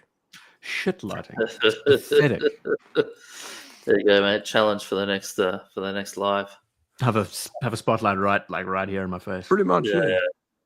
Well, it was a good chat. Thanks, boys. Also for watching along in the chat, and it's good to have everyone here with us as well. So we'll catch up on another stream sometime and have another chat when we get around to it. Yeah, maybe another 2 years or something. Huh? Yeah, exactly. I was going to say. Well, that's why I had the topic for, or the title of this was Talking Watches 2024 and 2025 edition, because this is probably going to be the only stream for 2024. The whole year. Yeah, we can see in 2026 how well the Grown has aged. Exactly. Oh God, what a watch! I can't believe they made that thing. Well, we'll see if 2026 of Beaver watches will still be around, or whether it's gone into liquidation. How can you do that? How can you make a brand and your watch is lame? You got the inside scoop, Mr. Beaver. Yeah. All right. We'll catch up soon. Thank you, everyone. Cheers. Thanks for hopping on, everyone who's been watching us. And I don't know if anything we've said has made sense, but what the hell? Probably not. It never does. No. On that night, we'll catch you soon. Later. Cheers, everyone.